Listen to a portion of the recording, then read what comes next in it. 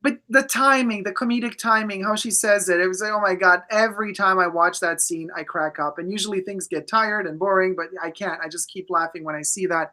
Oh, to answer your question again, I'm back to like, who am I missing? You know, who I'm missing very, very much their mother, and I know that she passed away. She did. That's what I was wondering because I hadn't read. What was it? Is it adjustable Bev? What is it? What is it? What? Remember when she had sex with Jake in the shower and and she was in her walker and they found out that's how she got hurt and they called her like something like adjustable Bev or something because of the beds. Which episode? Which season is that? Gosh, I don't know. It was when she had, I mean, it all just rolls together for me because I don't have it on DVD. I mean, I can watch it on any channel pretty much. It's always on. Yeah, it's always on. Yeah. You remember that episode when they found an older stash of weed, and then they all smoked weed, like Jackie, Roseanne, and Dan in the bathroom. In the pudding pops, and Jackie's like, I'm shrinking. I'm going to go down the drain or something. Like, am I shrinking or is the sink bigger? And they're like, maintain. DJ, what do you want? DJ, I just sent my son into the backyard and I don't know where he is. They were all freaking out from some. Oh my god, Debbie, you are just like Roseanne. This is incredible. Like I said, I mean, that show could play in my background all the time. You know, if I'm up in the middle of the night because I can't sleep, just keep Roseanne on. It's going to make me feel good. I'm going to still laugh. I don't care how many times I've seen those episodes. Probably. I could probably quote them. No, yeah, too, totally. I remember when so they're high in the bathroom and then the kids are at the door and then Jackie goes like, the jig is up. Remember? Oh, her eyes. Yeah. Oh, I want my pudding pop. I want my pudding pop. And they were like, yeah. Oh, and whenever she wants to do something special, like when she wants to prove a point how intelligent she is, and then she like goes really deep with her voice. Yeah, that's how I do it. You know? Well, she was kind of playing, okay, I'm not going to try to offend anybody, but she was kind of, when she was in the original season, kind of pushing the bull dyke aspect a little bit. Really? I felt, okay, I'm just saying this based on where I grew up, which is the lesbian capital of the United States. I'm listening. And I just felt that coming. I mean, when I remember watching the show, that I thought she was being, but that's all that what I was thinking back then in the 90s or whatever. Right now, I am really pissed about gender and gender stipulations and what each gender should be. I mean, I've evolved as a person. What's, you know, okay, girls are supposed to do this, boy. And she was wrong on one thing, the blue and the pink. In the 1940s or 30s, pink was for boys and blue was for girls. She brought that up in the episode, but I recently have read differently. So, but yeah. We're talking like in even in ancient France. We're talking like Louis XIV or whatever, in all those periods. Colors have changed. You know, they used to dress also in certain regions of Europe, not just in France. Rose and pink was for young boys. Mm-hmm. And I can tell you this much in that, you know, another piece of the puzzle, in the Vivian Westwood documentary film that I shot, Vivian analyzes one painting, and there's a little tiny child painted in the painting, right? And he's wearing a dress, a skirt, a really long skirt. And then she's describing like, oh, look at this little boy wearing this skirt, this dress, and it's probably in this material. And then she stops and says, and you know, because boys did wear skirts and dresses back then. Hmm. So everything changed. Everything keeps changing. And I mean, from huge gender rules that we have to abide by nowadays, like, pants and jeans and skirts, and a perfume is for women or a perfume is for men, which is totally ridiculous. Um, but things, the gender normity of certain things is just has become insane to a degree where people are realizing how insane it is, and that's why things are changing.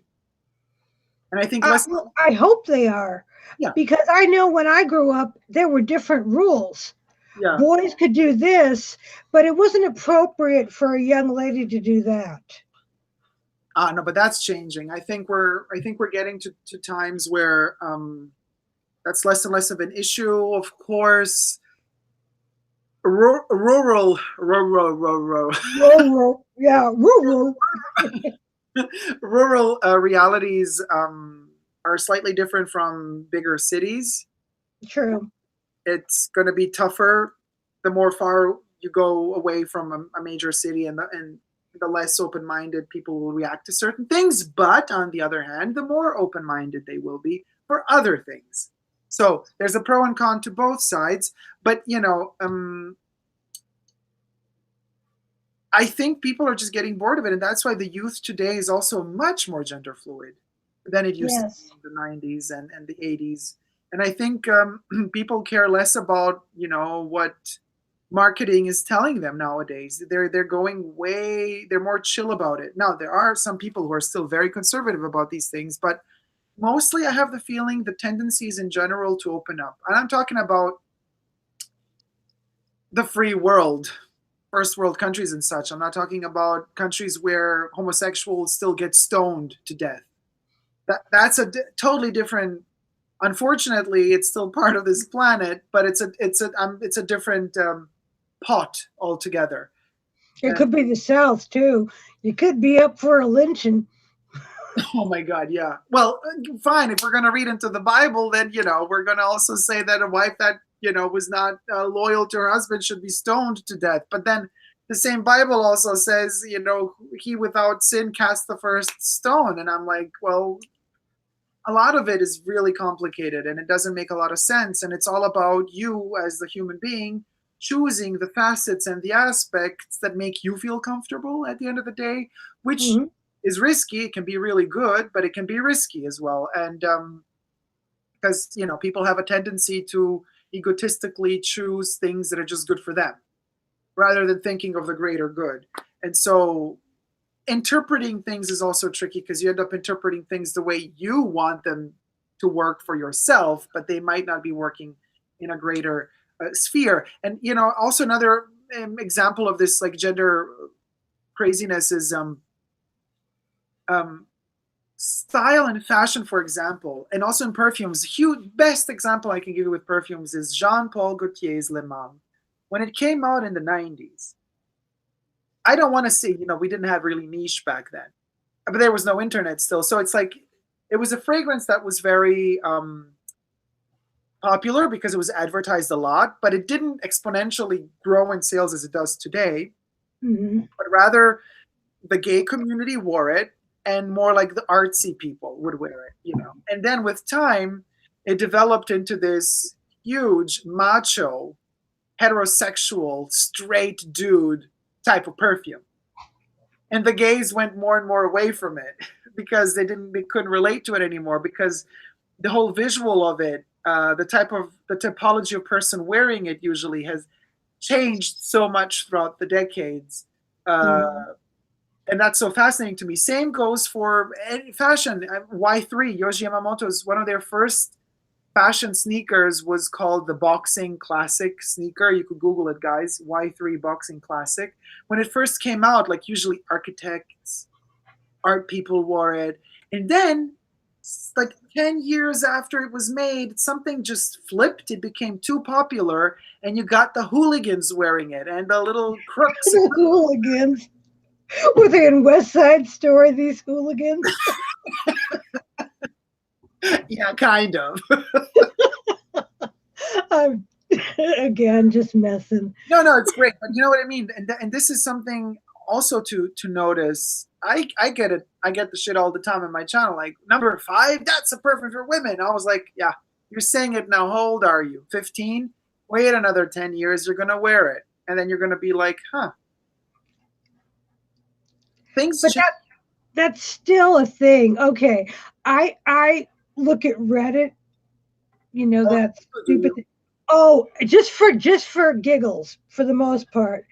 I look at the fragrance thing and some guy was like, I don't understand why um oh, what fragrance were you just speaking of? Brain Le mal.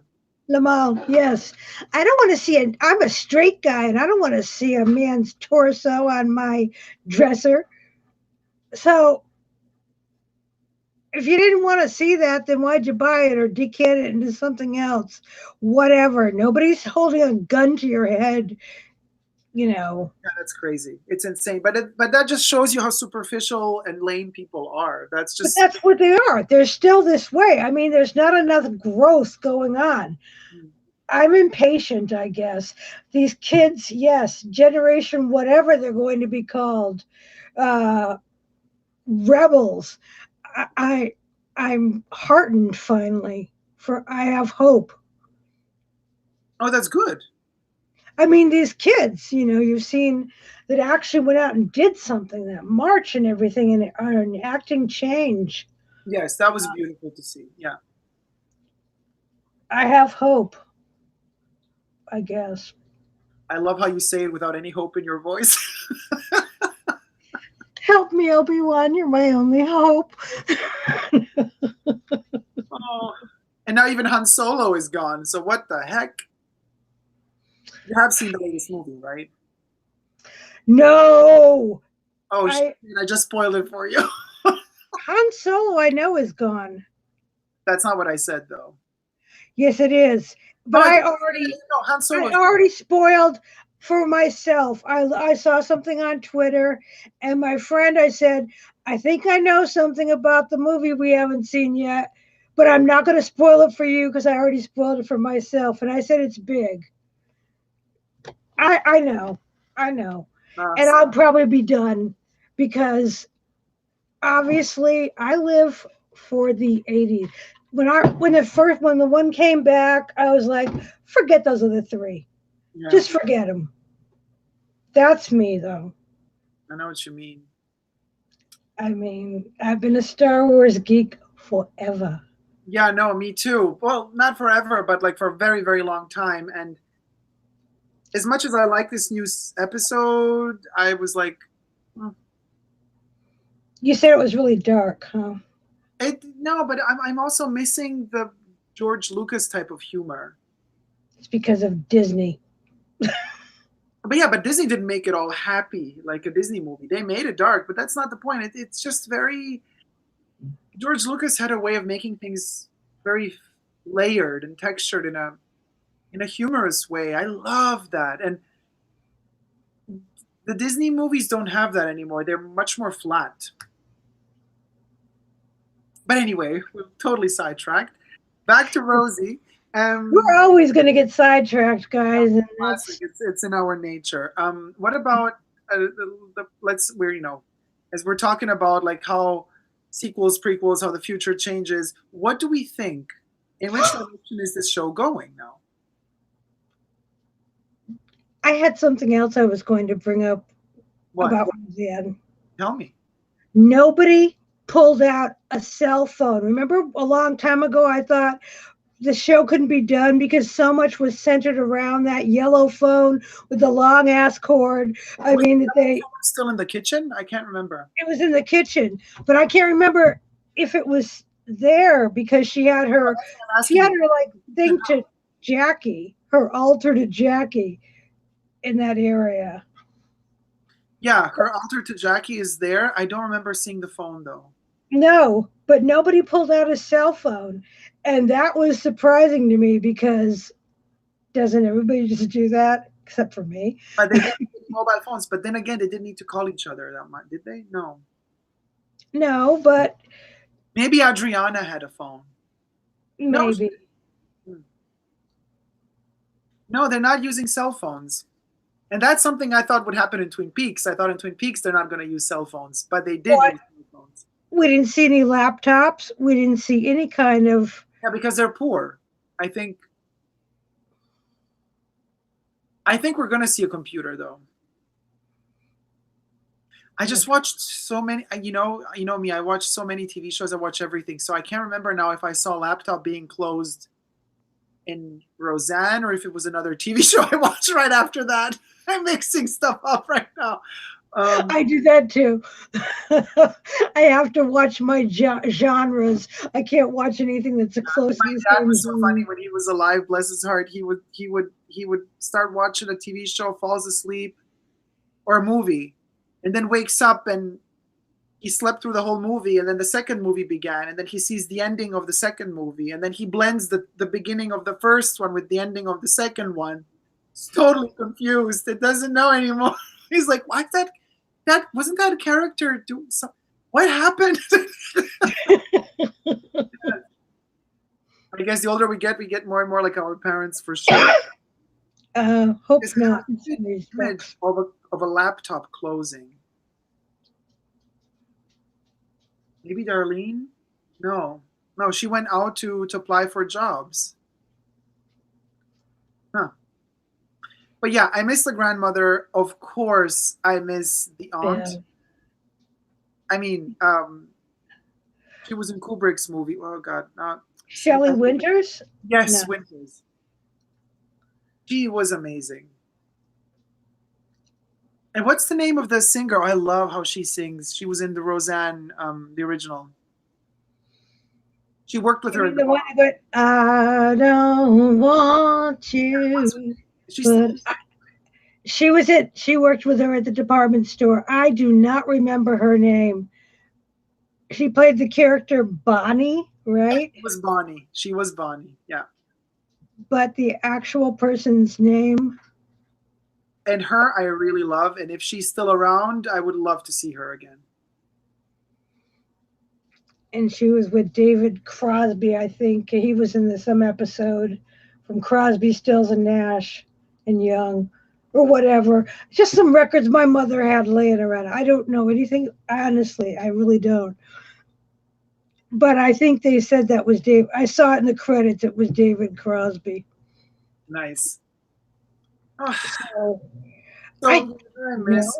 And then, honestly, though, I don't want to be like critical, but I think like I'm not so happy with the casting of Darlene's daughter. She seems pretty bland, She's too characterless. tall, too big. Darlene looks like she's her daughter. Like it looks like the other way around because she's taller than Darlene. And David was small too. David is short. And you mean now as a grown up or? Either way, I mean, neither of them were I mean, like, David is the size of Darlene. Yeah. yeah. So why would they produce a child unless it's a recessive gene from Dan? Because Dan's the only tall one. Oh, Elizabeth says Bonnie Bremlin. Thank you, Elizabeth. Is that Samoyed dog breed in her house? It is an American Eskimo dog, and his name is Ghost. Oh wait, so the breed is called American Eskimo? American Eskimo dog. They call him Eskies for short. Oh, that's so cute. So an American Eskimo dog is tiny? Ghost isn't tiny. He's about, well, he's a chunk, He looks but that little one back there is a rat terrier and a pug. Oh, okay, so that's not Ghost. No, that's Cass. So That's where did we see Ghost? I didn't see Ghost in the picture. somebody obviously did because they mentioned it in chat. Ghost comes back and forth. He shows his butthole and then he runs away again. Classic. It was, yeah. I see him in the chat. I mean, Oh no, wait. Elizabeth says sorry typo, not Bonnie Bremlin, Bonnie Bramlett. Bramlett. Okay. And Kyle Martinez says, Dacob, love your channel. Thank you so much, Kyle. Um, Moses says, yes, I thought Darlene's daughter was too tall. Mm-hmm.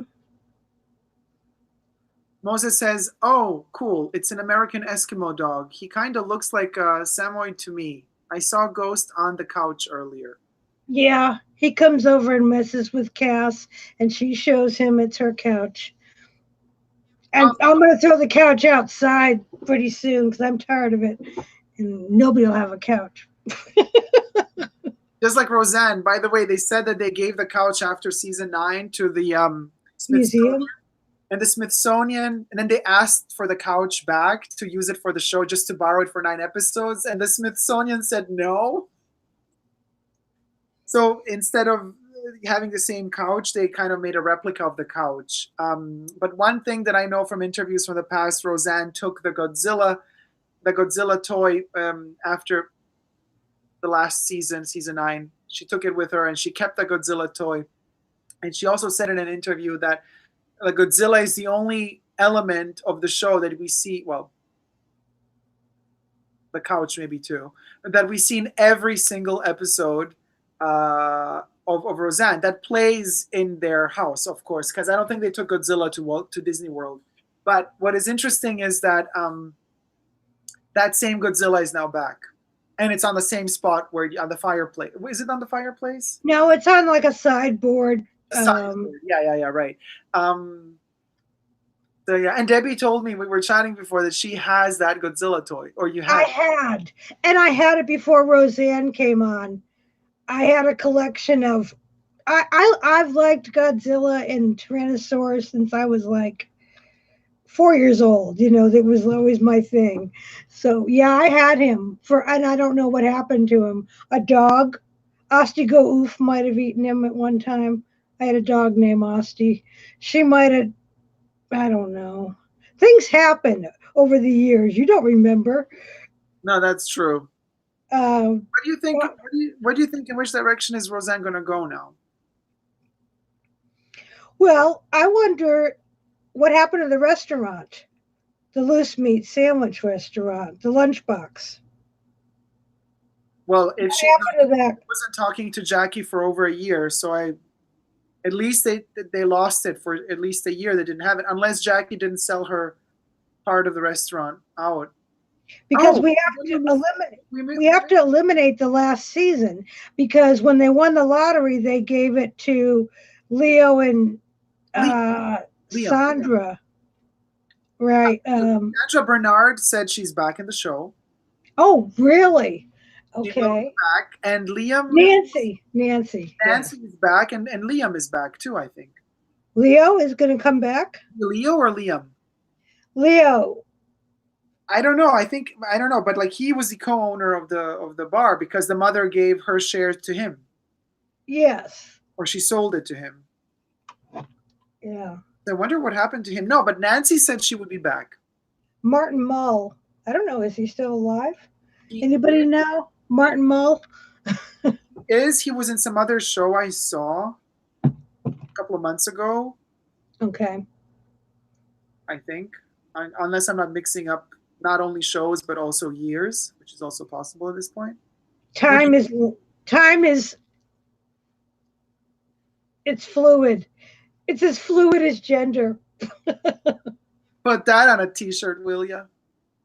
Um, Vegan Gangsta, how you doing, sweetie? Says, hey, Dacob, what did I miss? Couldn't log in here. Well, we were talking about Roseanne Barr, the new show, season 10, or Roseanne Barr, The Return. And we're initiating, let's see how this goes. It's not like we're 12 viewers at the moment, so it's not like Roseanne Barr and Super Dacob are like things that go hand in hand because you expect me to do more fashion and perfume related stuff. But you know how I am. I do what I love to do. And Roseanne is one of those things I love, just like I love Twin Peaks. So since Debbie is also a huge fan of Roseanne, we were thinking of doing for these 7 episodes left of The Return of Roseanne to do after every episode once a week to do a live stream after the episode, just like we used to do for Twin Peaks a year ago. Oh my God, it's almost a year ago, by the way. I know it was last May, the 21st. end of last. So that's how time flies, huh? Devastating. And so we're thinking if this thing is liked by people to do more. So that's the idea. Vegan Gangsta. So catch up, watch Roseanne, and let us know, because then like you can join the live chat and we can all debate the episodes. That's basically what it is, and it's just a chance also to get together and talk a little in And general. anybody who's there and hasn't already, please, we do like thumb love. Ah, Thumb yeah. love. Thumbs off? No, thumbs up. Thumbs up. It's thumb love. Yeah. There was the love with them. Thumbs up. Yeah, all those 12 people watched. It could be the time of day. I don't know. It's a Wednesday It's it for us. I don't Wednesday. know what it is for you. Airs. No, well, Roseanne air. Well, it wait. Roseanne airs Tuesdays, See? or Huh? I don't know, but it's on ABC. But you could stream it, guys. So Vegan Gangsta says Jackie is my favorite. I love that show, and I was just checking it today, actually. Oh, great! Yeah, that we're talking about episode 1 and 2 of season 10. And anybody has Also Hulu, you says can watch it on there too if you have Hulu. Martin Mull played Leon. Leon. I Yeah. like the Leon character. He was gay, but I can't remember if he owned the restaurant. He co-owned it with the girls, with Jackie and Roseanne. I think towards the end. Oh, actually, I think Roseanne gave it to him when she became rich. No? She gave it to her, him and Nancy, Yeah. I think. So maybe if all of the last season was just her book, maybe they never even had the restaurant then. But the restaurant went on for several seasons. Yeah, but I mean, she could have been writing a book since season 3. That's true. Actually, she is, because they mention her writing the book very early on in the show.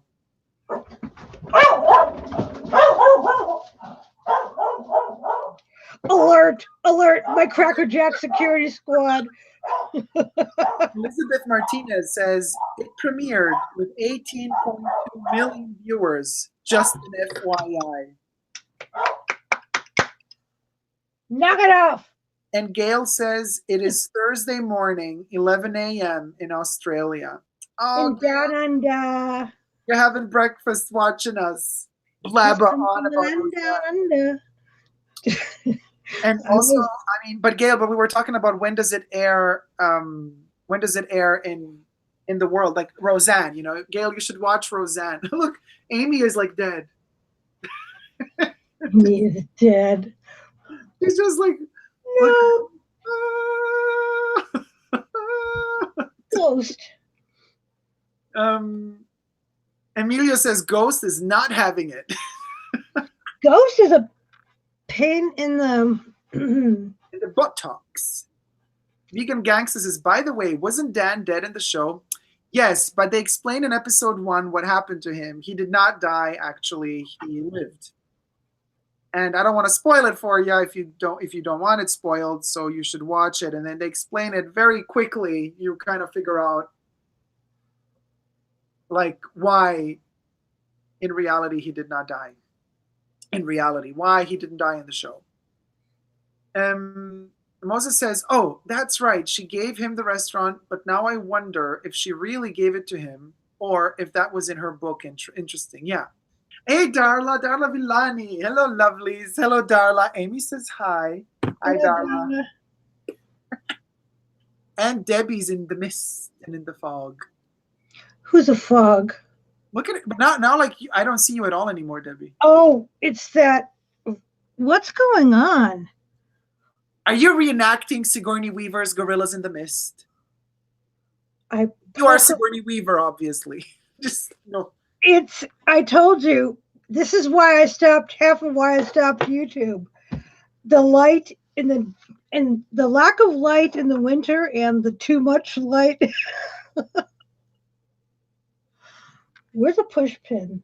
That's why you buy one spotlight and you block off the windows. Yeah. And then I'm already in a bunker. You think you're in a bunker. Oh, my. I am. I am. That's the new perfume by Calvin Klein. I am. I did a testing of all the Calvin Klein fragrances that I had samples of, and now my nose I thought was just gone until I sprayed this mosquito because I haven't been able to smell anything. Debbie in the Mist. Debbie in the Mist is looking for. Vegan Gangsta says, "Oh, like Jesus." Happy Elizabeth says, Happy "Did pre-Easter, Mark's everybody. teacher was also Darlene's teacher?" Yes, and she had the same curly hair. The one when I think it was Darlene Where barking. Roseanne gets called into a parent-teacher conference. Ah, yeah, and Darlene was barking. Yes. Yes, yes, I noticed that, and I was like, "Oh my goodness." Okay, come on, pushpin. What am I at, a stud? Moses says, "Looks better now, Debbie." Darla says, "Dry ice." Emilio says, "Only obsession for men is good." Well, Emilio, the 80s or 90s obsession for women is incredible too. I'm sure they were. Moses But I says, think "Hey, Debbie, I just noticed a Fender Star guitar back there. I'm a musician." yes, it's a 3/4 scale guitar, and it's signed by a band I've followed since I was a teenager. But they no longer sign them for free. They sign them for charity because they have a charity called Rock to the Rescue. But I got it signed for free. Before you had to give money for charity. Well, in Vegas, I could do anything. In Vegas, I met everybody I wanted to meet and did whatever I wanted to do. And Dacob knows a little bit more about how little I can do now. we gotta get you out of there. Oh, from your mouth to Coco's ears. Yeah. I don't know.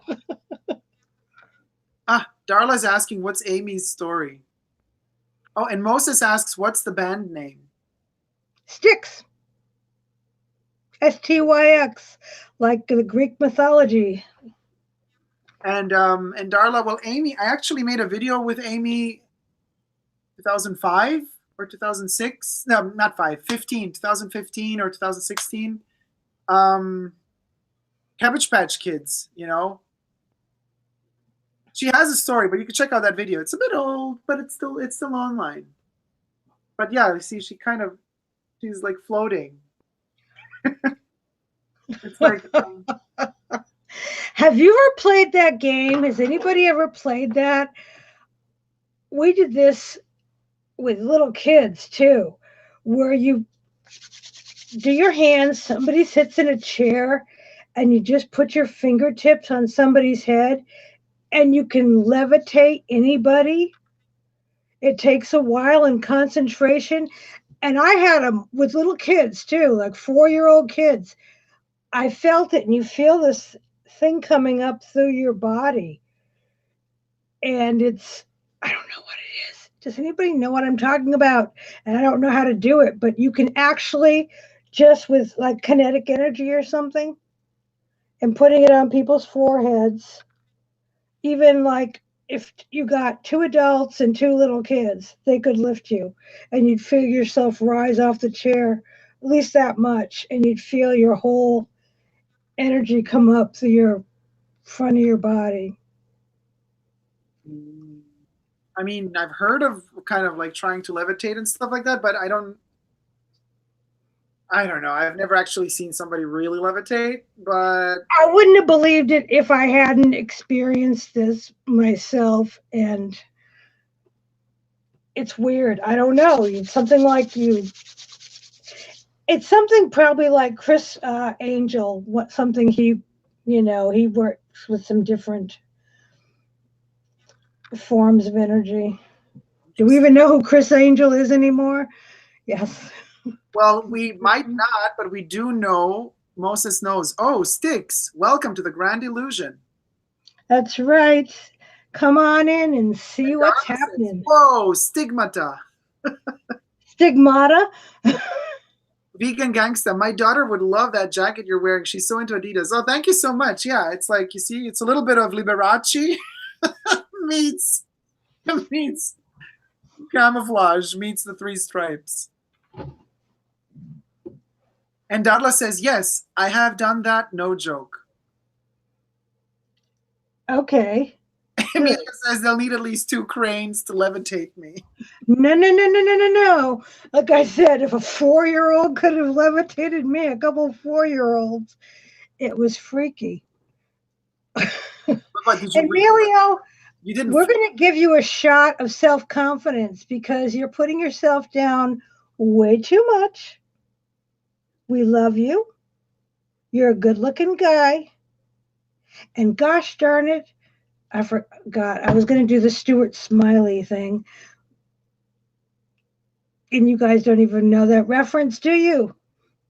Come on, Debbie, you can do it. Well, it came from Saturday Night Live. Gosh darn it, people love you. Yes, Stuart Smiley, the senator who just had to resign, that I said was who was a sacrificial lamb, I believed. Never mind, Al Franken. Wow, there you go. Those names just pour out of you. I'm a font or a fountain. You are the Grand Canyon. Oh, wait, there's no water there. I don't know. Falls. I wanted to say Niagara Falls, and I said the Grand Canyon. I've been to Niagara Falls. That's kind of cool. It is. Oh, and Emilia says, oh, thank you, Debbie. It's just sarcasm. I'm not really completely serious. Yeah, but you have a tendency of repeating negative stuff about yourself a lot, and Debbie noticed. Sarcasm isn't always healthy when it's self-reflective. Look it up. Madonna. Madonna's like Al Franken. As a kid, he called it Power of the Pyramids in grade school. Is that what it was? Okay. I saw a 70s book that I found at the house that was how to make these pyramids, and you could go inside them and get the power of the pyramids. You bring a crystal in with you, and you guys don't even know. I mean, my rocks are hidden. I want my rocks to come out. I've got some over there, but rocks are my friends too. They're better people than a lot of people. Well, there you go. Nothing like lighting up the mood with a couple of rocks. Golf Ninja. I'm being weird. Dacob, random question. Do you still agree with your theory for Twin Peaks? Random answer. Which one? I have a lot of theories. Yeah, exactly. But yeah, I do. Yeah. In this dream, I do. In tomorrow's dream, I might not. Or his cousin might not. My cousin's arms bent back.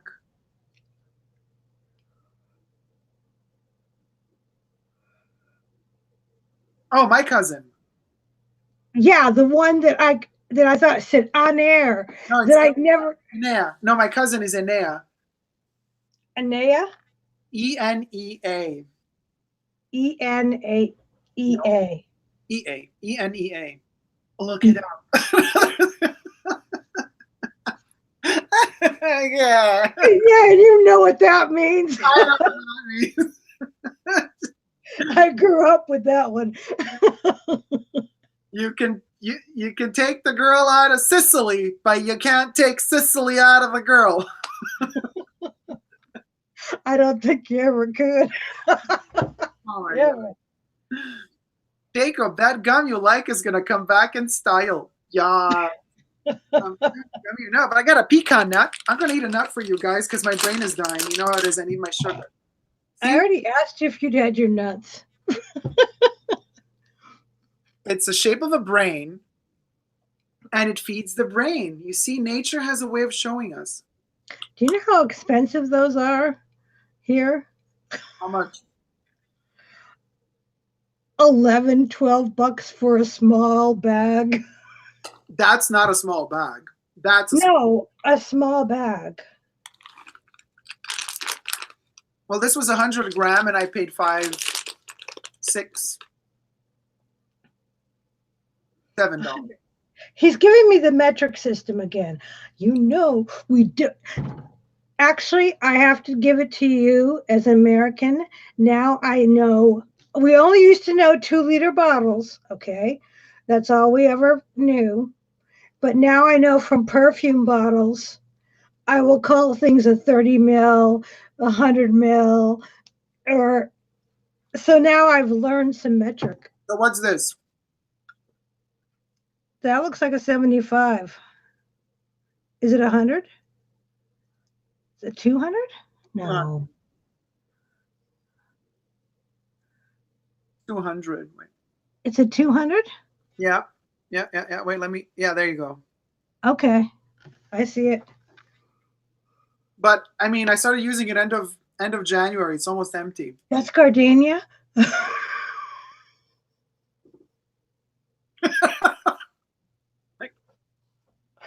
I wanted. Can I bring in another flower? I got very confused. This has nothing to do with Roseanne peoples, but with your new sunglasses, you said they were nylon. When I think of nylon, I don't think of something. Well, but I know what you mean. But nylon. Okay, this is something interesting. A lot of people think when you say plastic in general that it's really bad quality. And plastic, as we know it, there's cheap plastic, but there's also technology has developed so much. And so plastic of today is much different from how it used to be. And it's better today. And it costs more. There was this Chanel shoe from a couple of years ago, which I have in the bunker. It's the same boot was made out of a patent kind of acrylic plastic, and another one was made out of leather. The leather one was cheaper than the plastic one because the plastic cost more than the leather, which is sick to me because leather comes from a living creature and plastic doesn't. But then again, everything on this planet is organic in some form, shape, or form, and then you transform it into something else. Yeah. But so the nylon glasses, it's a nylon fiber that is produced today in a different way than nylon was produced when nylon stockings were made, for example. You would say, oh, I have like nylon stockings on. Yeah. Now you can even do 3D prints with nylon. It's a totally different type of nylon. And in fact, if you touch the glasses, you feel that they feel modern. The material is a modern type of nylon. Of course, give it another 5 years, nylon will be even different still than it is today. But right now, I do have also from the brand Maikita, a German brand that started experimenting with Mylon, with an M like Milan. Okay. And it's a material they started experimenting with for 3D printing. So they had I don't know if they had the world's first 3D printed glasses, but they made the world's first collection of 3D printed glasses for sale.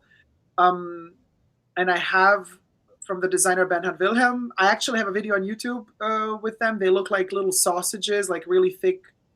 Yes, I've seen it. Bubblegummy color frames. And when you really look close at them, and that was like the first generation of this 3D printing, Mylon. It was very porous. It wasn't, they couldn't do a glossy finish. The machines would like kind of digitally print them layer per layer. So they would have an unclean finish, which I love today because it kind of it tells us in which time they were made. But of course, with today's standards, you look at them now and you say, these are poorly made. But of course, for back then, it was a breakthrough. And now things are getting better and better. So even the Mylon from back then is much better today than it was back then. And the nylon with an N as Napoli also is becoming more and more interesting as a material to work with. However, once, let's say, like a company like Luxottica that has billions, if they can afford one of these machines, once you got a machine, you can poop out a pair of glasses in a second. You know what I mean? So it's not that long term. It's cost effective. Yeah, they're no longer on the website. They've got their new, and they brought stuff back that was sold out for that went really fast, and they're bringing stuff back from another season. These quilted ones that were black with like they were cat eye, but they had rose gold quilting. I mean, the regular retail sunglasses, oftentimes certain shapes come back. Okay, these were out of stock, sold out for. That happens. They do, and sometimes they even bring them back like 2 years later. That's something that they do, but they don't bring back runway pieces. Okay. No, the Camellia ones are not runway pieces because they are the pre-spring summer collection, and there was no fashion show for this pre-spring summer collection, but they were boutique exclusives. They were only made for the boutiques, and they were used. Lagerfeld photographed them for the catalog of the pre-collection, so they ended up being runway pieces, even though they were only in a catalog. But they are boutique exclusives, hence they will not be coming back. Okay. Just interesting because, like I said, that I was very confused with the nylon thing. You know the ones that I have, they have a little like a little roof, little visor roof. You close them, open them. Yeah. Nylon too. That's a 3D print. Oh gosh, my thing shut down. The power went out. Because people have questions. I need to see the chat. Where is the chat? Oh, okay, we missed a couple. Okay, so Elizabeth says, what does everyone think about all the reboots, remakes coming up? Party of Five, Buffy the Vampire Slayer, Clarissa Explains It All, Charmed, Martin, Heathers, etc. Too many to type, lol. I think we're at a generational change right now where the kids from back then are in their midlife crisis and they're ready to relive their youth, and that's where money is to be made. nostalgia. Yeah. Nostalgia, yeah. So we're going to see this happening again in another 20 years with a generation that's been kids now. This is just something. It's going to keep happening. If the world exists so long, because Vivienne Westwood doesn't think it will, because we're ruining our planet. That's why you should take care of the planet you live in. Amelia says, well, 75 milliliter left. I think, yeah, there's about 75 ml here. Moza says, so far, and Elizabeth Martinez, I'm digging the reboots I have seen. And then Elizabeth asks Moses, which ones have you seen? Vegan Gangsta says 2 deciliters. Emilia says 2.5 deciliters. Oh, you're totally getting metric on me. Vegan Gangsta says, I thought it was 200 milliliters. Moses says, and Elizabeth, Will and Grace and Roseanne, The X-Files, and One Day at a Time. I've liked all 4 of those. I'm loving the new Will and Grace more than I actually. I never actually watched Will and Grace, really. Was never into it, but I'm really into the new one. The One Day at a Time. I don't know if I can accept a new cast on that. I'm sorry. That's ingrained in my. Yeah, and also, you know what I cannot stand? New Dynasty. I haven't. I can't. I started watching the first episode. I was like 10 minutes in. I was like, I'm done. Can't. X-Files, I just started the second season. The first one of the reboot was meh. Second one, now they're already like playing, well, I don't want to spoil it, but interesting, but still, I don't know. One Day at a Time, I don't know. Darn, I forgot what I wanted to say. Roseanne, I'm liking a lot. It doesn't feel like a reboot. It's not a reboot. It's a continuation. It's not like they're starting from scratch. I think a reboot, doesn't reboot mean like you begin from season 1 again? No, not necessarily. Oh, okay. Then I'm digging the reboot of Roseanne. And I wore silver because Roseanne, for her, she would think of her famous, oh, you can borrow my fancy silver hoops. So I wore like all this like little silver garbage jewelry, but it would have been like Roseanne's treasures. Um, That's so cute. So you actually started wearing it because of her? I just wore it today. I mean, Jacob, I've been saving jewelry since I was like 10 years old. I have too much.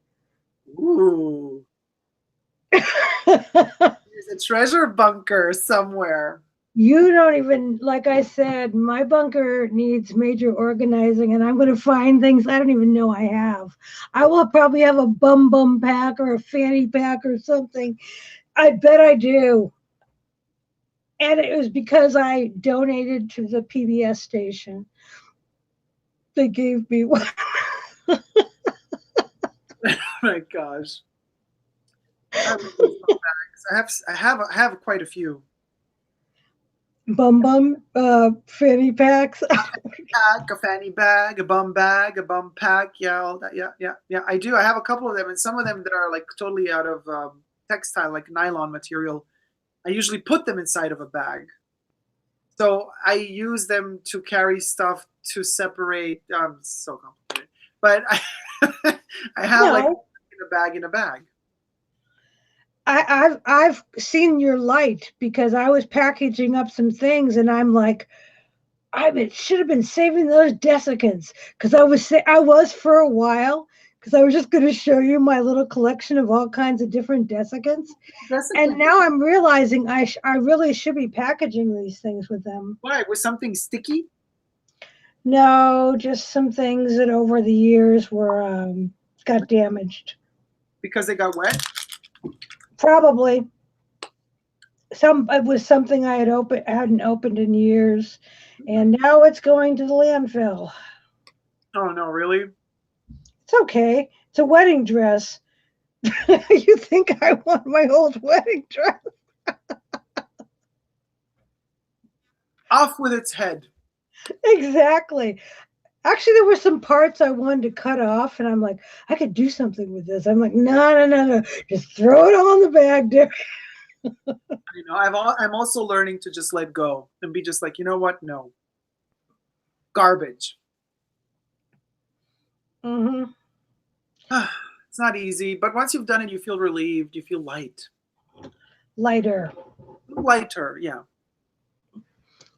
But Okay. Let me see what else we got here. yes, since my It says, yeah, stupid I was shocked to find out that latex actually comes from trees. Yes. comes from what? Um, and Amelia, since you're a vegetarian, latex is all good for you. Moses Gardner. Oh, okay. So Elizabeth says, I feel something is lacking with Will and Grace. I just can't pinpoint what it is. I don't know. But then again, I didn't watch the back in the day, so I don't know what was missing as opposed to back in the day. But for now, I'm liking it.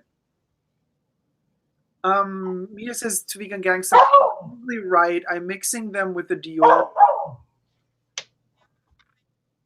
Knock it off. Dana May, check out parody.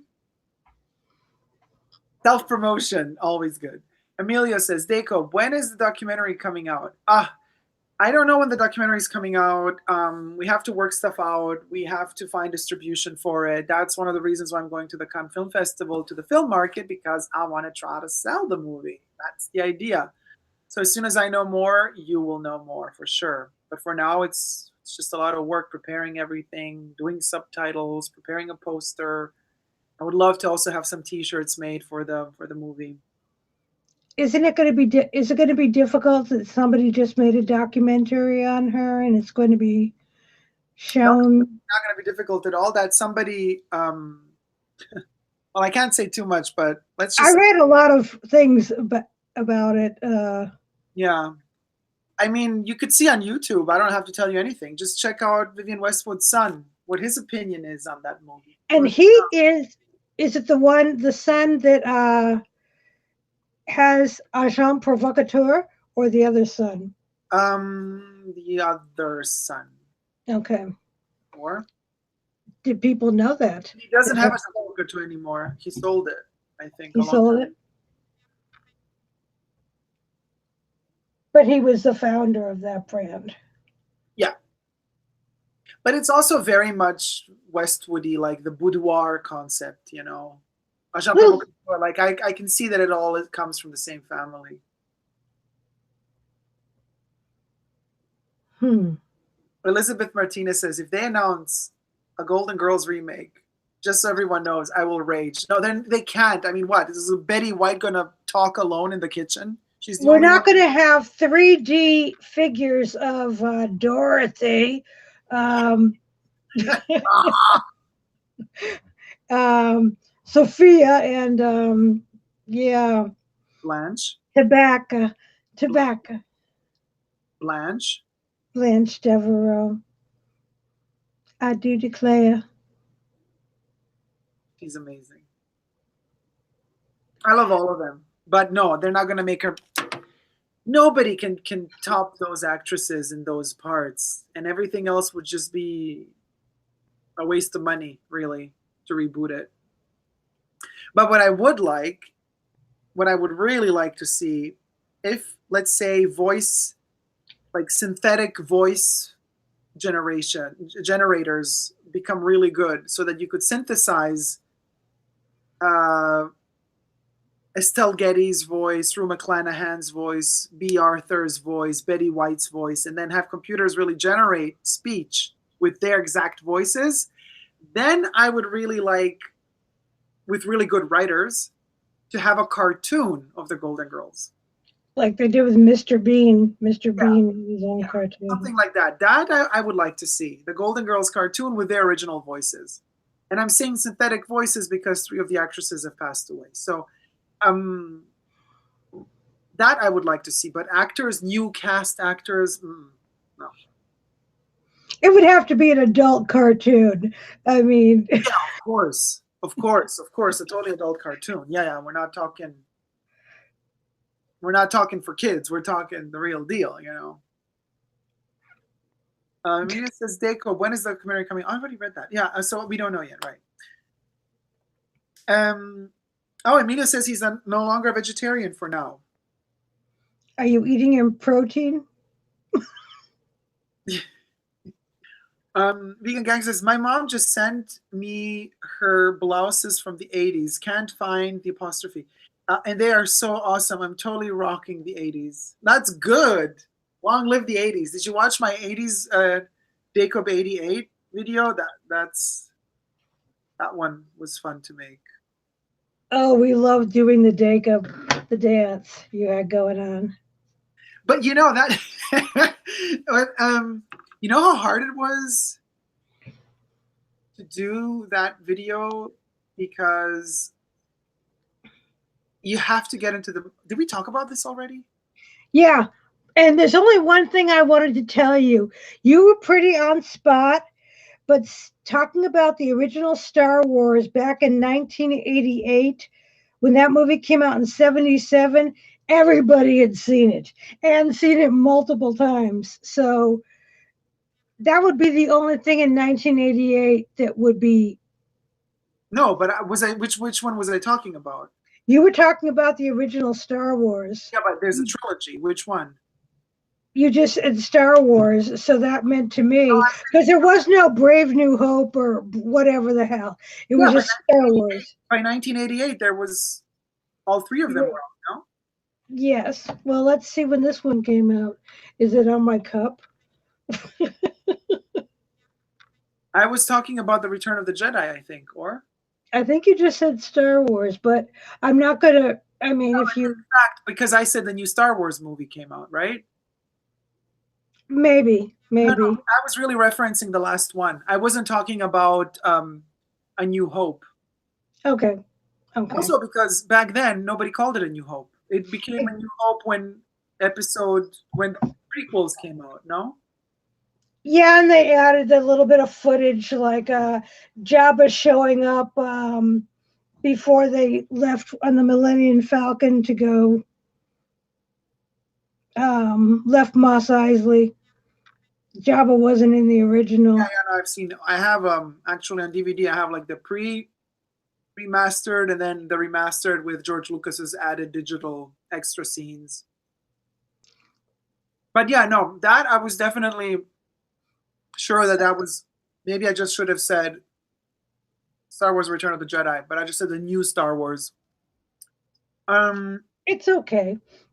I just, but no, you had it. The music was very cool. well, music was also difficult because I had to use music from YouTube in order to be allowed to use music because there's copyright issues. So it took a long time to find a track that sounded 80s. Mm-hmm. But then getting the mindset, because when I taught, I didn't have a script.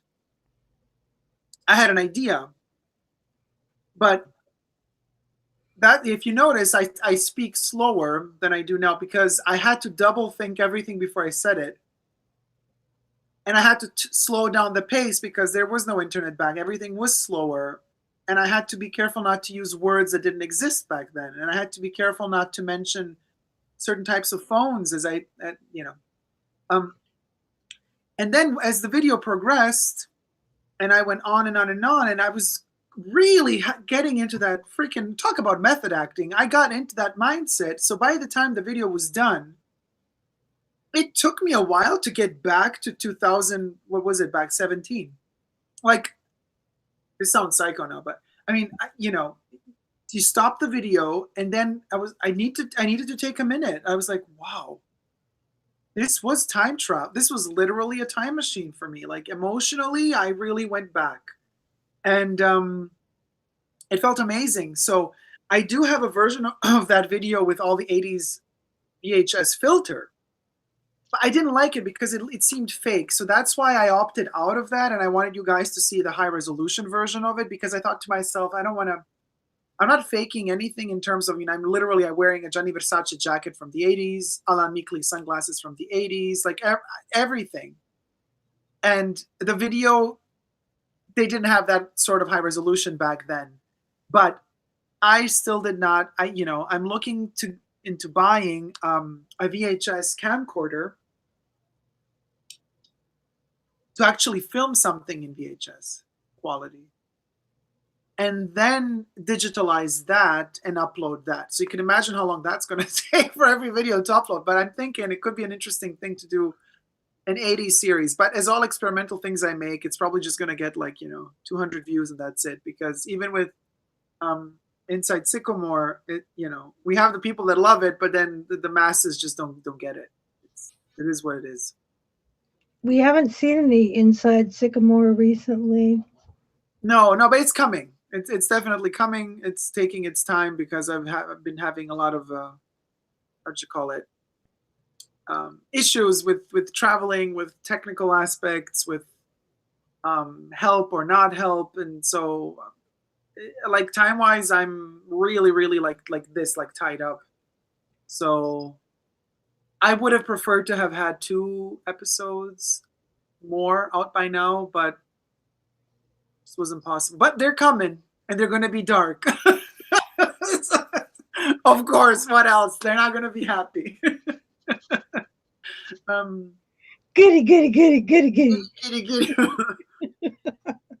um, Amelia, okay, so then I was reading the debate discussion about cheese is not good for you, vegan, vegetarian, and then Amelia says, well, a lot of things are not good for us. We're all going to die anyway. Word to your mother. That is so true. We is all going to die.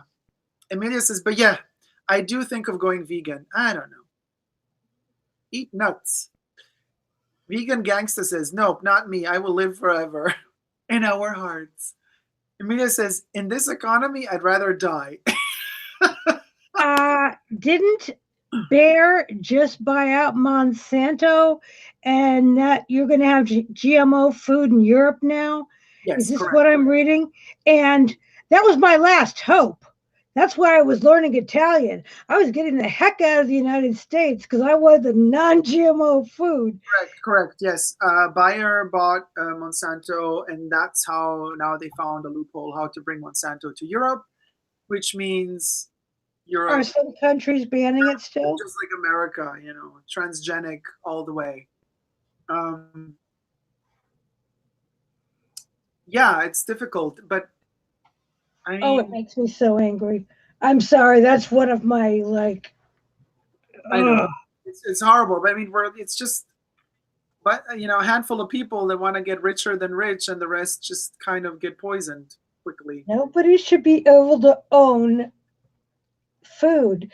The green bean, the simple green bean. Nobody should be able to say, I own the green bean or That's whatever. of course, but you know what they did? They don't own the green bean. They genetically manipulated the green bean, and they own the genetically manipulated one. And then Yes. they mutate it so that it's aggressive to the real green bean, and then it kills the real green bean, and then the poor farmers that had the real green bean, Monsanto buys all the farms around them, and then the wind blows the seeds into their yard, and then the mutated green bean grows on their yard, and then they get sued for growing the green bean that's patented. And Yes, I have seen multiple documentaries, and yeah, it's just so I mean, it's vicious. But I'm like, okay, fine, allow the creation of a freaking genetically mutated green bean or whatever, but at least make the law so that it does not kill off the small person who's actually trying to live off of a morally intact way of growing plants and selling them. Like protect well, the small farmer. well, there's genetically modified salmon now. Everything is everything, Yeah, everything, cotton. everything. My cotton glows in the dark. And they sell it like something special, and you're like, yes, yes, queen, yes, glows in the dark. I'm like, dude, you're gonna grow a third leg if you keep wearing that cotton. You're gonna become radioactive. You're gonna glow in the dark after 1 year wearing the glow in the dark cotton. But I digress. So yeah, I mean, you asked about vegan food. Is it cheap or expensive? It's quite expensive. Answer is, you know what I don't get about vegan food? Like when certain like products are made to taste like meat. I'm like, why do it? Like Like vegan this chicken little McNuggets. sausage is vegan, but it looks like a hot dog and it tastes like one. I'm like, okay, why? If I'm vegan, I just want vegetables and I like the taste of vegetables. Because I've found a lot of people who are vegetarian, they'll eat those things. Otherwise, they're eating junk food. They're avoiding the protein. I call them junk food vegetarians. I've known so many people. They'll eat the chicken nuggets or whatever, or the burgers, but then they'll fill up with side dishes, you know, and junk. Okay, this is not meat, but potato chips, that doesn't mean it's healthy for you to eat a bunch of potato chips or, you know, mashed potatoes and gravy and whatnot, Mm. or fake. Well, gravy would have meat. Not necessarily. Depends how you make it. Yeah.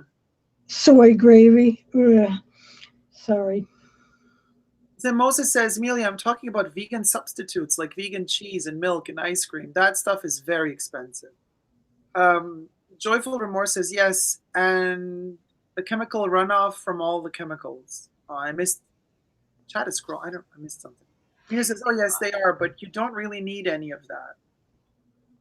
Joyful Remorse says the Monsantos of the world have killed the American small farmer. Most farms in America are corporate owned. I say this as my whole life was paid for by DuPont, aka GMOs, pesticides, herbicides. Moses says, true, Emilio, but by eating a lot of that stuff, you can get some of the proteins you will miss by not eating certain foods. Says, yes, don't like that either. Why would you want to eat that if you're vegan? Says, true, Debbie. I was a junk vegetarian too. Lol.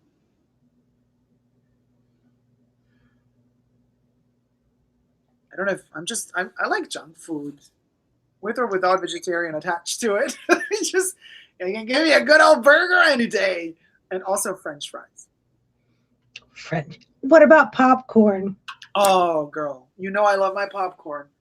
You still, Sometimes I have the non-GMO popcorn from Orville Redenbacher that you make yourself in the pot or whatever, shake it over the heat. Yes. Nice. No, I sometimes go to the cinema. just to get popcorn. And then like they ask me for the ticket because you got to pass the control before you. And I'm like, no, I just want the popcorn. And they'll look at you like, frick.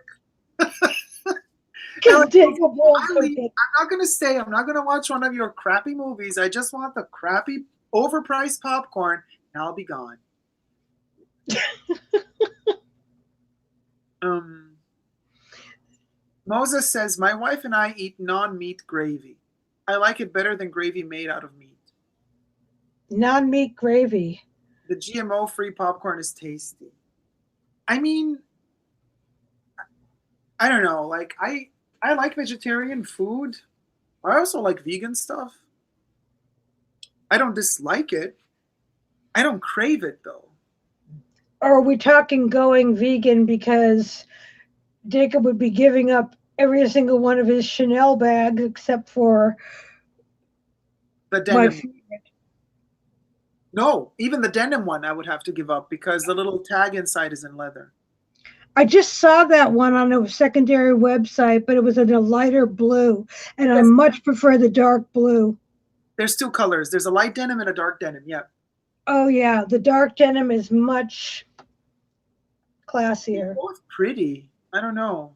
I don't know. I don't know. It looked like some handmade job though.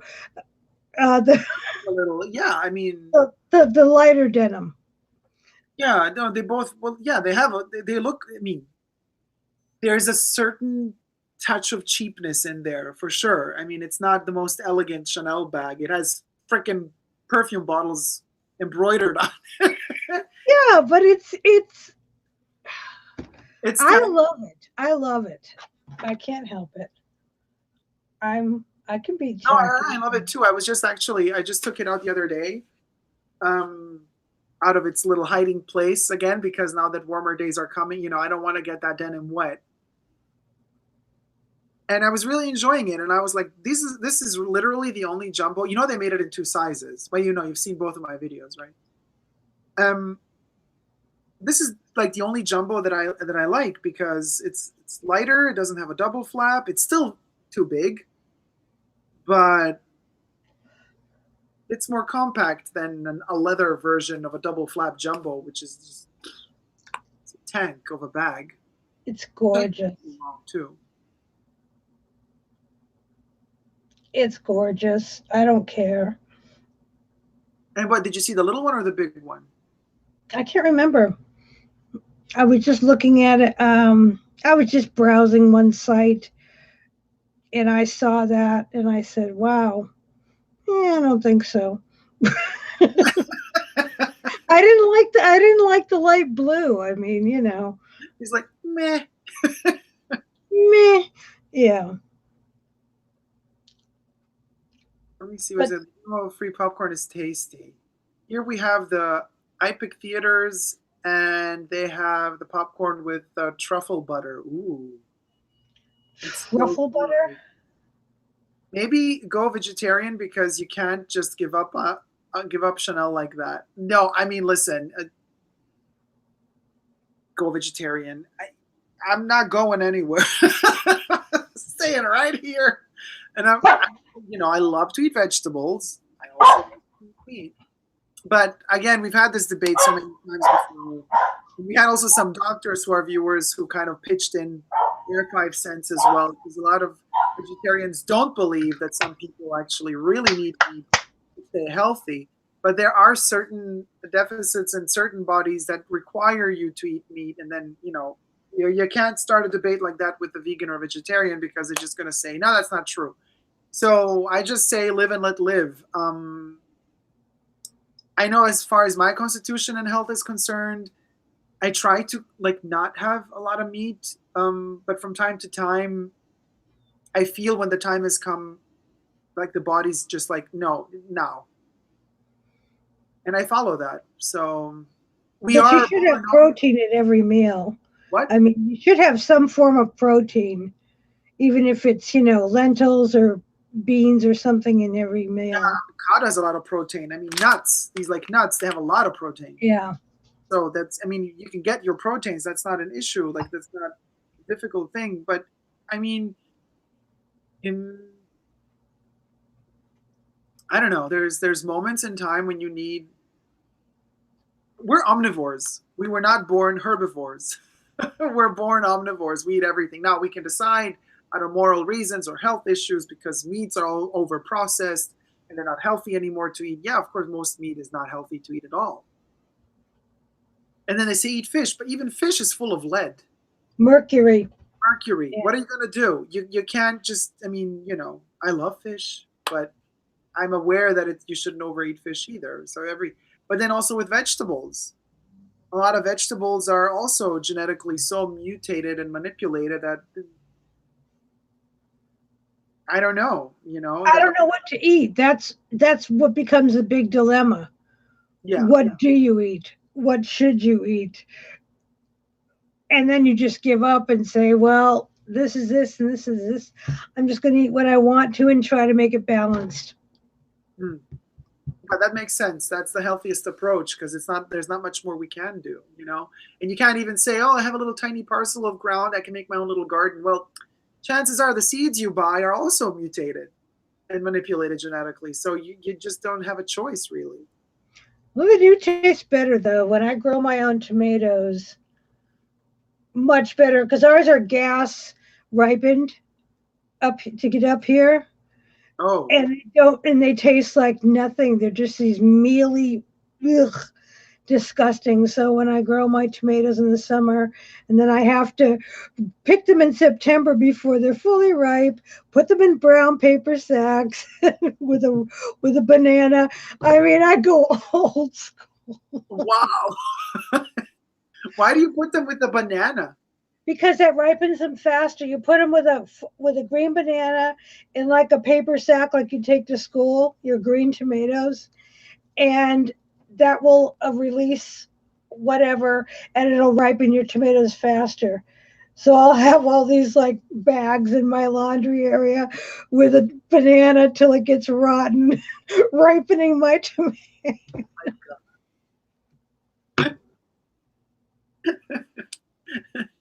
Tomato dead. And then I make sauce. I make an incredible sauce, and it's a lot of work, but I That's guess I like. self-made tomato sauce. Yeah, that's pretty good.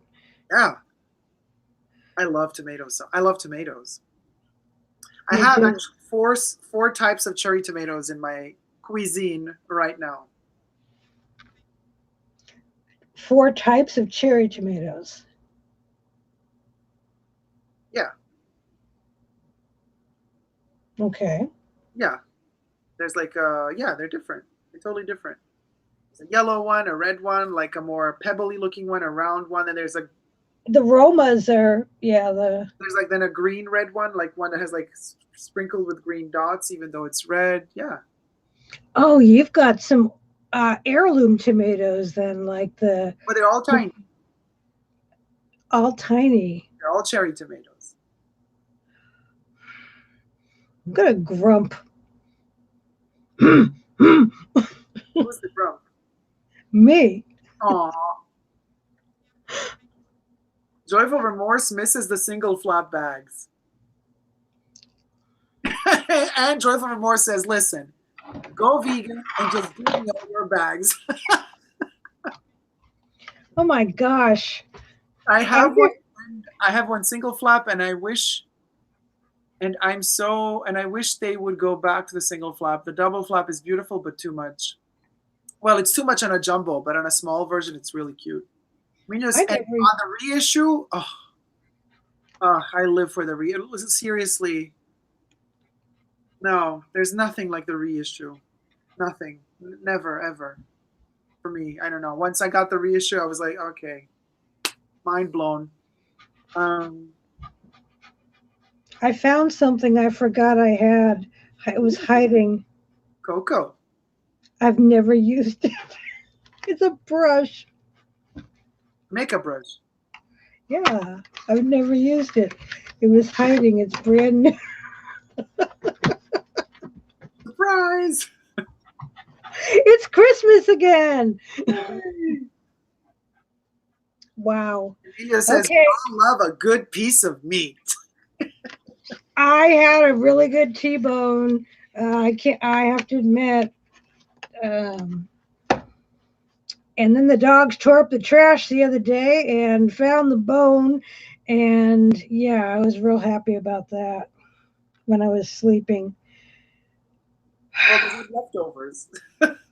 Huh? The dogs had leftovers. Well, I used to feed dogs raw, and I would do that again because you feed dogs raw, it can inhibit cancer. Really? I did. I what with my dog Luke when he had the tumors. When I would fed them only meat, uh, the tumor, which was golf ball size, completely went flat and disappeared. He'd had one removed, had to surgically remove one, but when I switched him to the meat diet, when the second one came up, it completely went down.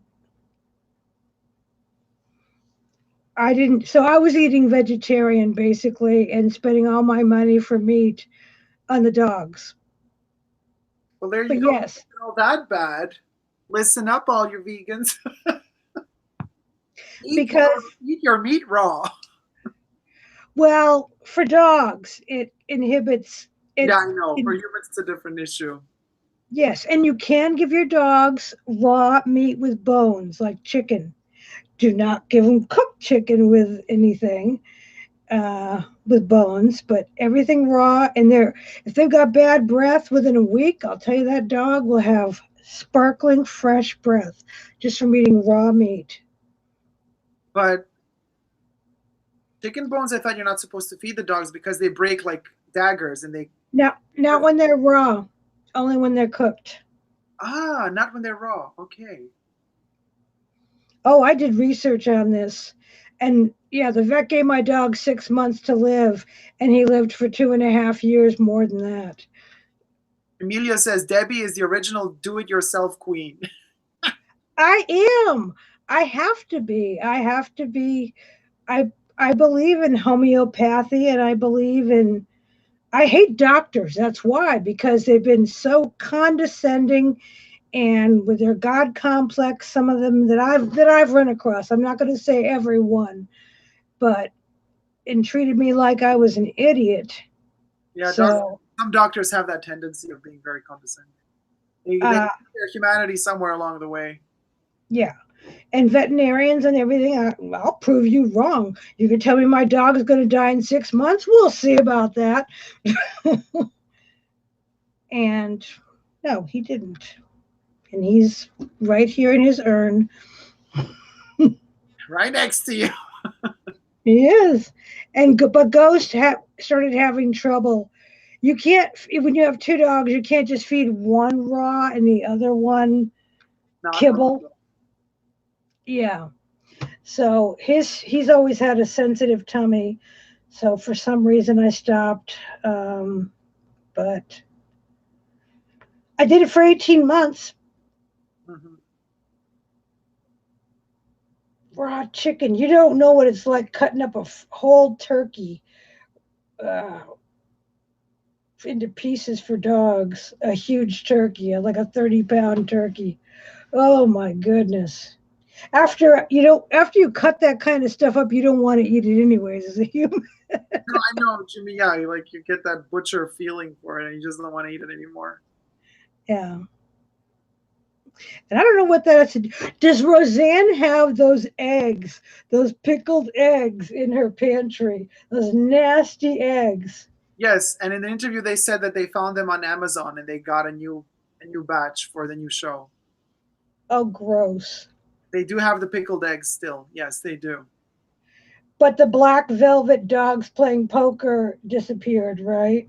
I haven't seen the dogs playing poker, but I'm sure they're there. And I mean, that's like a famous painting anyway, picture, so they could just get a new print done. Yeah, there were several of them done. We may have even had one when I was growing up somewhere in the Yeah, basement. yeah. Joyful Remorse says, I love that small golden tomatoes that are kind of sweet. James Blackenbury, what's going on, my beautiful peeps? Hey, James. Joyful Remorse says, filet mignon is why I can never, ever be a vegetarian. And James says, I'm grilling ribeye in a bit. Emilia Mm. says, actually, they grow salmonella in their stomach, and you can catch it from them when they lick you. The dogs? Well, yeah, because from eating raw chicken, they can get salmonella, and then it lives in their stomach, and then if they lick you, you could get the salmonella bacteria from them. Well, I never had that issue, like I said, and we did it for 18 months. Of And course, Joyful I. says, I'm from Texas, and I'm a sucker for barbecue, so meat forever. And James says, did you see the picture of Roseanne's mom on the mantle? Yes. Um, yes, and yes, I have. But she passed away. Yeah, we're missing that. I miss her. She was amazing, and I love how she would always have that squeaky voice. But then in some episodes, she would give us the real voice. Like she would sit down with somebody, and with Mark, I think with Mark she would sit down, and then she would like switch to her real voice. I saw her in an old. Well, I heard her. No, I was probably like sorry, with Jackie's guy, the guy she was dating. Fred. Remember that episode when she would like Jackie would go to bed, and then the mom would sit with Fred and be like, "Oh, thank God! I thought she would never leave. Now I can finally be myself again." And they had cigars and beer and stuff. Yeah. But no, I heard her voice in a movie. I wasn't paying attention. It was like on the TV. And I turned up and looked and I go, oh my goodness, that's Bev. She was beautiful when she was young. No, Beverly was great. Even, I mean, they made her look more crampy than she No, but actually. I mean, when she was a young woman, she was really gorgeous. So was the aunt. I forgot her name again. Um, Winters. yeah, Shelley Winters. Ellie Winters. Shelley. Think Shelley the waitress. Ah, yes, Shelly the waitress. Got it.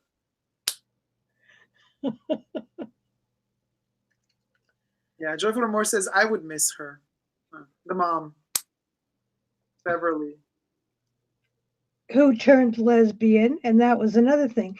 And Roseanne was the first lesbian kiss back in the 90s, and there was a lot of controversy about that, ever shown on a network TV series.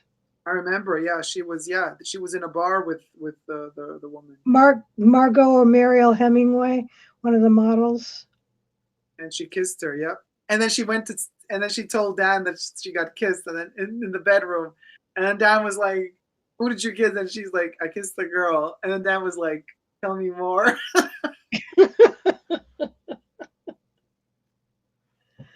But that was groundbreaking for then. And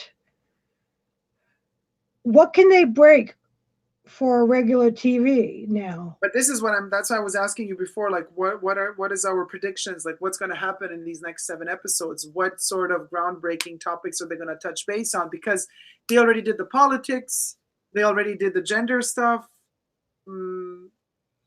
I think it's gonna be more based on the child Mark. I don't know. I think this one episode was dedicated to him. I don't think they're going to focus on him the whole show. Well, he's still going to be a big part of it. You can't. Because the next episode's title is something like Roseanne's issue with Darlene or something like that. Okay. So Darlene is going to have a fight with Roseanne again. The title is something like that. I can't remember. And Becky, are we assuming Becky's working in an Italian restaurant by their little costume? Yeah, the costume was awkward. It didn't look Italian, though. Is it Mexican colors? They're white, green, and... It was definitely green, white, and red. Yeah. So that was Italian. But the shape was Mexican. I think that's the Mexican flag colors, too. But it could be Sicilian, but I don't think it's Sicilian, though.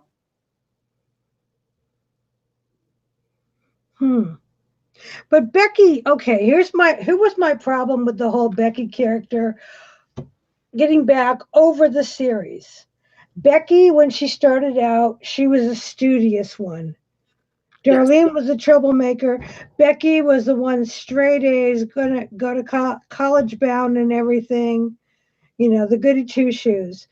And then Mark comes along and they switch Becky's obviously when the real Becky goes to Yale, the first Becky in real life. But all of a sudden she becomes stupid and Darlene makes fun of her for being a dimwit and everything. It's like they changed the intellectual.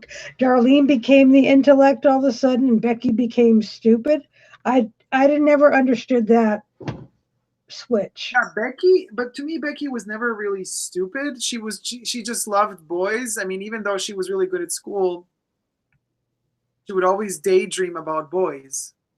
Oh yeah, she was boy crazy, of course. And then with Mark, she really was in love with him, and that went on and on and on. And I mean, they ended up in a trailer Oh park. my gosh, yes.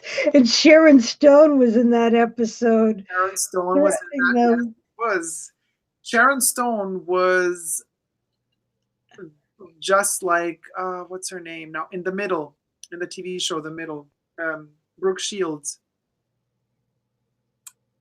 Brooke Shields is like Sharon Stone in the TV show The Middle, but what's the name of the Okay. character? I don't know. It doesn't matter. But um, Becky kind of had to make sacrifices, I think, and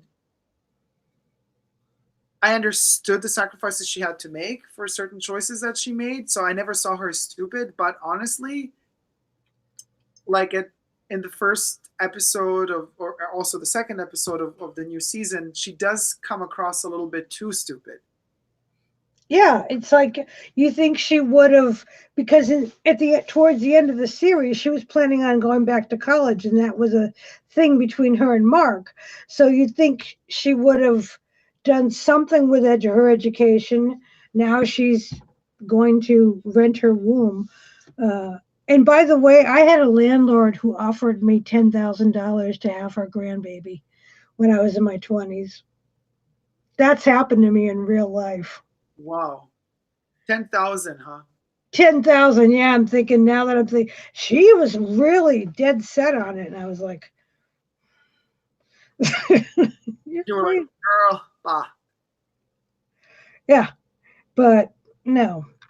Um, $10,000. I don't know. It's just strange. Becky would do that. Okay, I can understand if she's in that bad situation. Is she still living in the trailer? Um, We don't know where she lives. yeah. We Um, don't know where Jackie lives, or does she still have her house? no, we don't know. Joyful Remorse says Roseanne's mom was in a movie called The UFO Incident with James Earl Jones, and it was so awesome. Very 70s. James says, remember Jackie and Uncle Buck? No. Uncle Buck had John Candy in it, correct? I don't know. Joyful Remorse says, I don't think she became stupid. I think she just did what teens did, and she fell in love young. Whereas Darlene was more big picture and started to worry about her future. And Jackie and Uncle Buck was awesome. Elizabeth says, do you think they will talk more about Mark's death? You know why I say no on that one? I James saw a Larry King interview ages ago, and people were calling in. They had a cast reunion on Larry King Live of Roseanne. yeah, I remember. And yeah, and somebody asked, "Where's Mark? Where's Mark?" And Roseanne just kind of said, "He's dead," and that was it. It's like change the subject right now. So I don't think there's going to be any more dwelling on that Mark, But his photo is on next to the Godzilla, so which is good. I yeah, mean, no, I mean, I think they're going to mention it, and I think they're going to have to mention it to kind of justify Becky's behavior.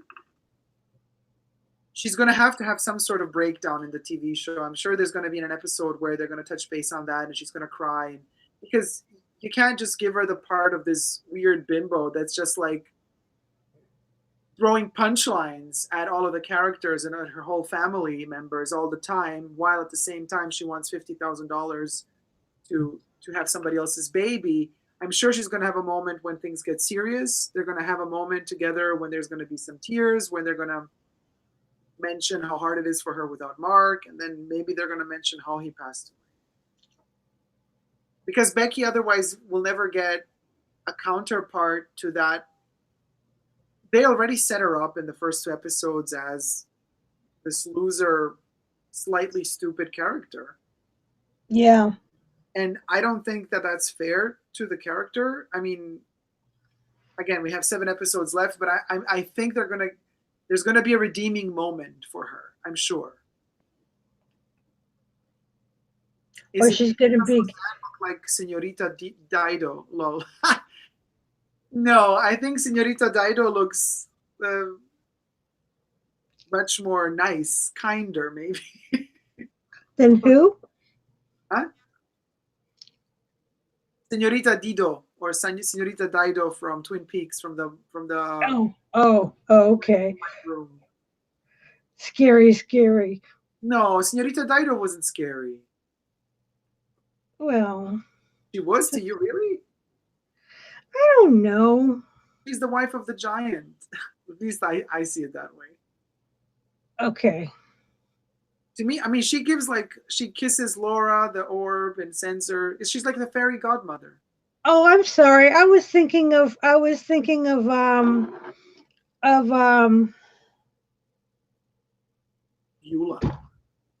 no, not Beulah. I was thinking of what's her face? Nido instead of Dido. Ah, no. Yeah.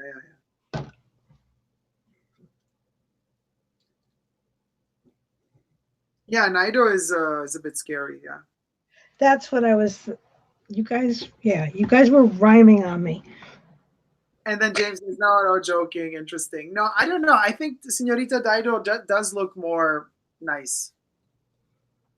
Just more innocent. You know, Roseanne is a bit more rotten. I mean, a good way rotten, because she lived. But Senorita Dido is a bit more elevated. She's more like out of it. Like she's not bothered anymore. She's seen it all, and she is illuminated in a way, you know? I don't know. Tila says hi, or HY. I guess HY is hi. I think so. Or maybe hey. James says, wonder if Martin Mull will guest star in an episode. Wait, who's Martin Mull? Oh, Martin Mull would be Leon. Yes, I think he will. Guardmaster, damn, you guys still here, lol. Shit, we were gonna do like really short, and now like we're going long again. We gotta cut it short, actually. Short, too late for that. The problem is I don't see how many minutes have passed. I don't see anything either. This is all different to me. It's been a while. I don't think it's been our 6-hour record. Jesus, can you imagine? I don't know, but yeah, maybe we should like cut it because it's been a while. Did we cover everything that we planned to cover? Well, we covered mostly stuff not Roseanne related, which of course. I mean, there is next week with the new episode, guys. So you should all tune in next week. And we're going to take notes. I will get a notebook out, and I will do the Dacob method, and I'm going to do the Dacob method too. I'm going to write notes. I'm going to watch the episode. It's shorter than Twin Peaks. It's not 50 minutes to an hour. It's only 20 minutes long, or 25.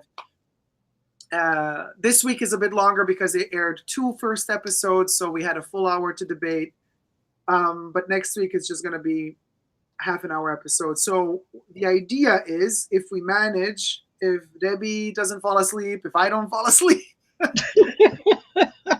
the idea is that we, right after the show airs, we would live stream like the debate post show as we used to do for Twin Peaks. And since Twin Peaks had a return and Roseanne has a return, and these are both shows that we love from our younger days, this would be a great thing to kind of to do this again this year with Roseanne, like we did with Twin Peaks. So please, you're all welcome to join us and find your streams. Like, watch the show. So it gets even more interactive and more interesting when everybody can pitch in and join and give their opinions on what's happening, because the show does really deliver a lot of interesting topics and a lot of points for conversation.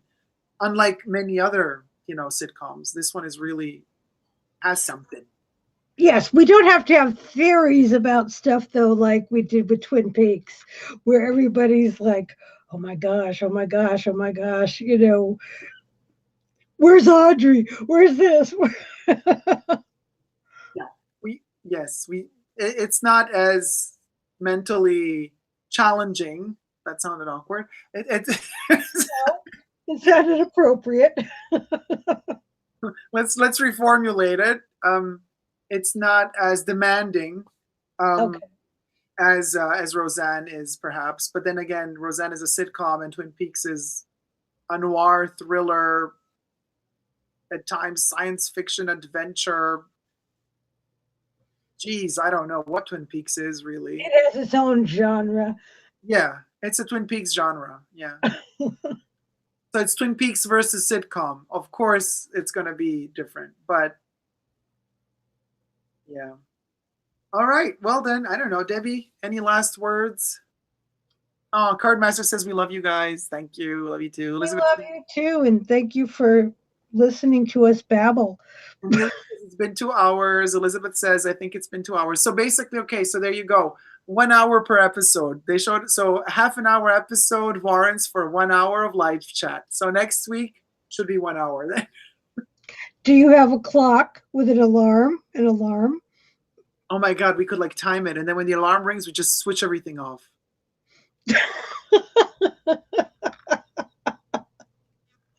Bye, bye, bye, bye. It's over. Yeah, and then you stay tuned, because if you watch the full hour of our live stream, you get to see the next episode of Inside Sycamore right after the live stream. Ooh. Not, but could be cool, but no, because I can't air it inside of this. No. I can't play it in. There's no option to do that. Oh, Gail, enjoyed listening. Bye. Bye, Gail, sweetie. Bye, Gail. Have a wonderful day down under.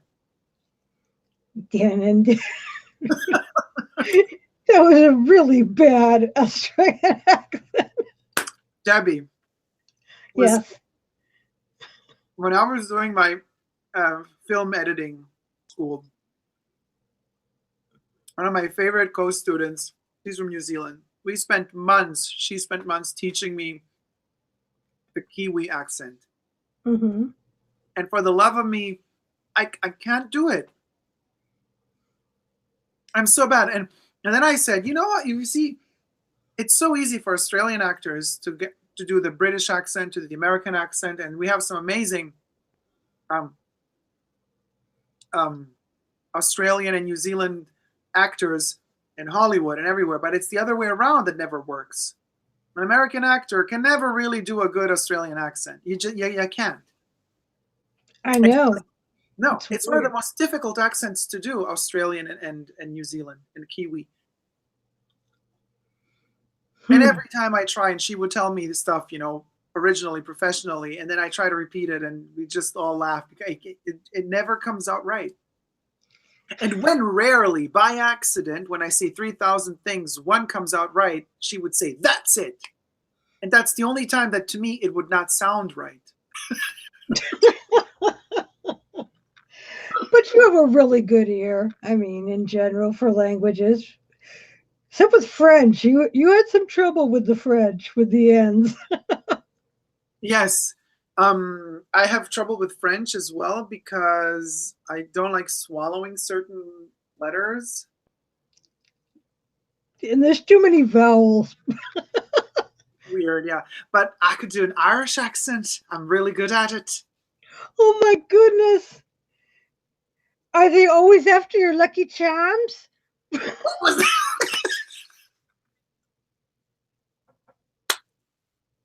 That was Orphan Annie. That was not Irish.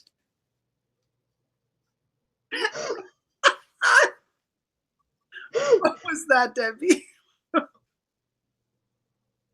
Say that again. Non lo so. You're having a Lucky Charms.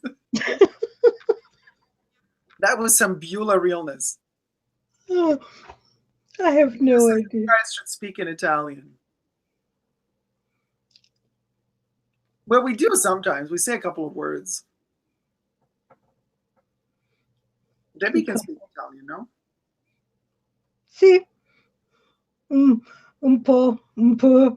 See, this is my problem. I studied French first, from 3rd grade to 8th grade. Then I studied Spanish, and I find Italian to be a mixture of those two languages, actually. So sometimes, and then I've got Russian also going through my head, and I can get my languages mixed up. I think if I immersed myself, though, I'd be good. So you speak a Russian Italian. English. Нет, говорю по-русски, не-итальянски. That was a Beulah moment right there. My Russian accent. I mean, yeah, it was scary. Russian isn't, they sound like they're shouting at you. It is kind of a brutal language. But once you learn the alphabet, it's the most phonetical. Everything is always pronounced the same way no matter where you are. Hmm. Lisa asks what your background is. Are you European? Lisa is Italian and Brazilian. I'm European. I'm also, I got the deep South in me too, because I got some relatives that came from Bama, Alabama, and Florida and Georgia. Bayou. I don't know if they came from the bayou, but I don't know them very well. And the ones I met, a little too racist for my taste. Let's just say, Oh, yeah. but they sure did know how to cook up a mess of something. Oh yeah, you get your grits, and you get your ambrosia, and It's your ambrosia which is basically fruit salad with coconut. and sugar. Yeah, and whatever.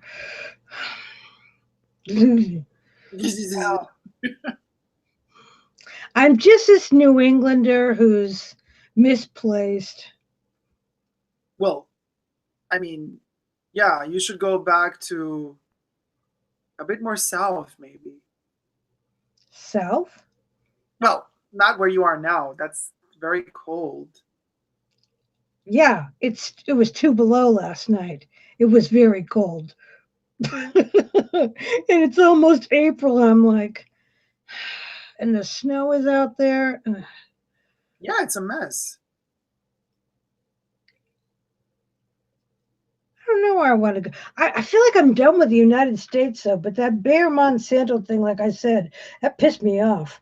I wanted to. Still, but listen, but I mean, in Europe, there's still options. Like, it's not so easy. Just geographically speaking, the land isn't set up like in America, so you can't get rid of small farmers so easily like you can in America. And they will still be doing their, you could still go to markets and still buy stuff that was grown there right next to the cities, especially if you go to Sicily and places like that where literally you get like a bag, like 15 to 10 artichokes for €1. Oh my goodness. You know what I mean? Like that still exists and that will exist even when Bayer, tries to rule the world. They can't destroy all that. Because that was With their part of the but culture. what? That's part of the European culture. The markets Yeah, and it's a smaller land. Like every country is small and it has its own traditions. America is very vast, it's very big. So, and it's not as old as Europe. So there are these really deep rooted traditions, and everything is much more localized, much more in it within its tiny reality. There's a whole universe built within every tiny reality. So every village has its own dialect. Every village has its own particular recipe for bread. And like things, variations of that kind, especially in Italy, they really, um, you can't copy and reproduce it on a global scale. You can't so what I'm trying to say is, I guess Monsanto could at one point sell to these poor farmers some weird transgenic seeds, which they probably already do. But I don't know. We'll see. But I think we're already, But as they say, everything kills you. Breathing oxygen also kills you. And then our perfume is going to be GMO too. Perfumes already are mostly Yeah, synthetic. they already are. So they're completely artificial. I mean, this gardenia thing, like, there's not a ounce of gardenia in here because you can't synthesize gardenia. So you take some other flowers and some other plastics to make it smell like gardenia. But damn, it's good. But that mesia is really bad. When you were talking about I just want to bring this up. I'm sorry, but you were talking about the Olivier Polge fragrances. Now I know he did a couple years at least with Jacques Polge still there. He was training with Christopher Sheldrake and Jacques Polge, and I wonder if mesia is stronger because the original was stronger because Daddy's hand was also in that one. Yes, but I mentioned that. Did you? Okay. Yeah. And also Au Vive was also done while Jacques was kind of still there. Okay. In fact, those are the two best ones of Olivier. The others are okay. And that Mesia Eau de Parfum is yuck, you said. Yeah, I know Emilio really hates it. I The problem with all of the eau de parfums, except for Gardenia, but again, I repeat, I like Gardenia eau de parfum. And let's say one more thing about this: the four original exclusives, Bois des Îles, Cuir de Rossi, Gardenia number 22.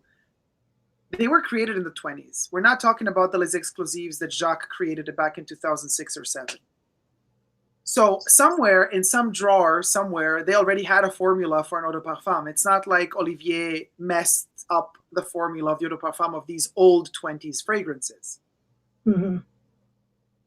That's the first point, why I dared buy an eau de parfum of Gardenia. Second point, the eau de toilette of Gardenia is the only eau de toilette of the Les Exclusives that I found not perfectly smelling on me, and also the dry down, it would just disappear and would become really, it would like die on me.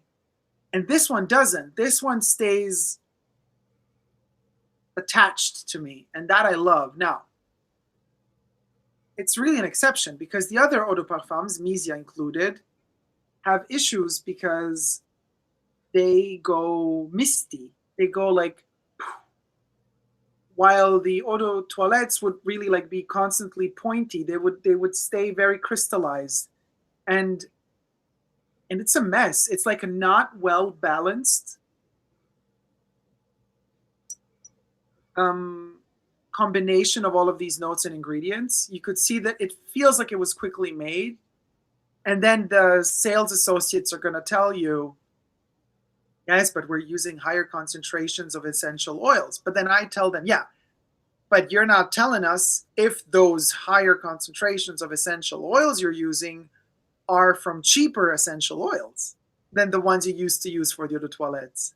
So I mean, let's say things as they are. Like, call it for what they are. Like, be honest about it. Because I mean, if you're going to use a cheaper essential oil, but you're going to use double amounts of it, it's just going to smell worse than the more expensive essential oil that you used less of.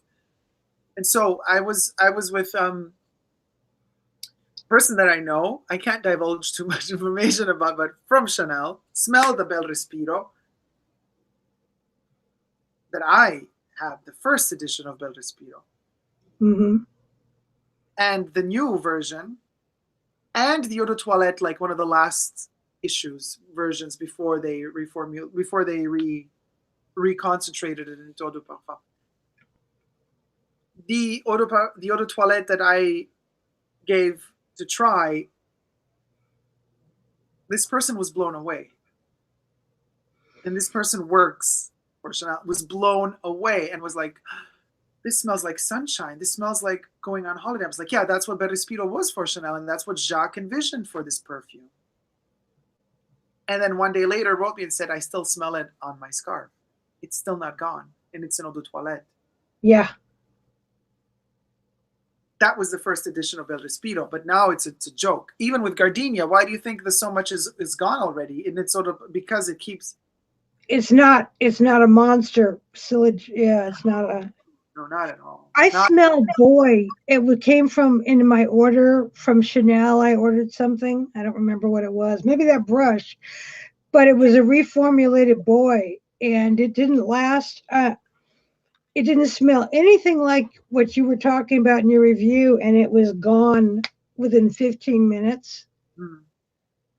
So boy is just. Well, the boy that I have is the first edition. Yeah. It lasts. Well, this one did the reformulation. It lasts, and but I have to re-smell boy. I don't know how it is today. It's bad. But Emilio says Emisia Eau de Parfum smells like a very strong washing powder, so chemical. Oh, that would not be pleasant. And also with 31 Rue Cambon, it became more intense, but then the dry down becomes fuzzy. It loses focus. And 31 Rue Cambon is an haute couture creation. So the dry down has to be perfectly trimmed and tailored like an haute couture dress. And yet the Eau de Parfum loses structure. It loses density. And so it becomes something very flat, fuzzy, annoying almost, because it just keeps scratching at you, but it doesn't like deliver something unexpectedly sophisticated, but rather just a bunch of smell. And you acknowledge its presence, but it's not because you don't acknowledge it because you go, wow, this is amazing. You acknowledge it and you go, oh, it's still there. Yeah, it's like with the newer formulation of Passion by Elizabeth Taylor. It's awful. The dry down is just so chemical. Oh, yeah. I have a bottle that's newer, and it came with a body lotion, and it's terrible. I mean, when you spray it the first second, you're like, oh, yeah, that's Passion from Elizabeth Taylor. But then everything else is a mess. Well, Elizabeth Arden bought out Elizabeth Taylor, and then they were just both sold to Revlon last fall. And they also bought Giorgio Beverly Hills. Yes, exactly. Giorgio Beverly Hills. I tried Red for women, yes, the other day. Do you know what it smelled like on my skin? I don't know what was going through my body for hormones. Pickle juice, dill pickle juice.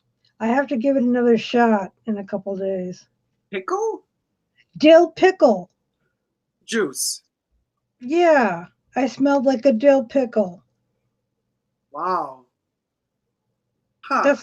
That's not good. No, that's not good.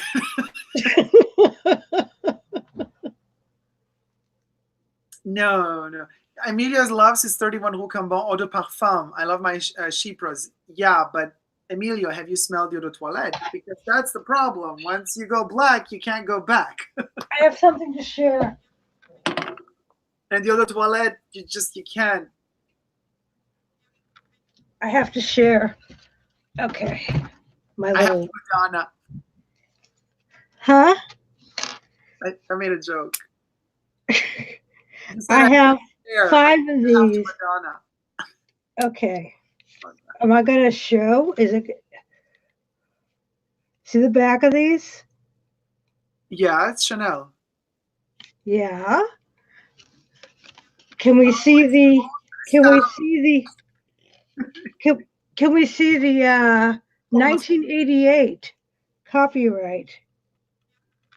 Oh my God! It's a Pour Monsieur concentré. Yes, but 1988. Everywhere I've read, it came out in 1989, and then we open it for the first time. And here we are presenting. Oops, I can't tell what I'm doing. Presenting.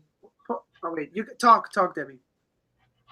Presenting Pour Monsieur Eau de Toilette Concentré, an understated fragrance for today's civilized man.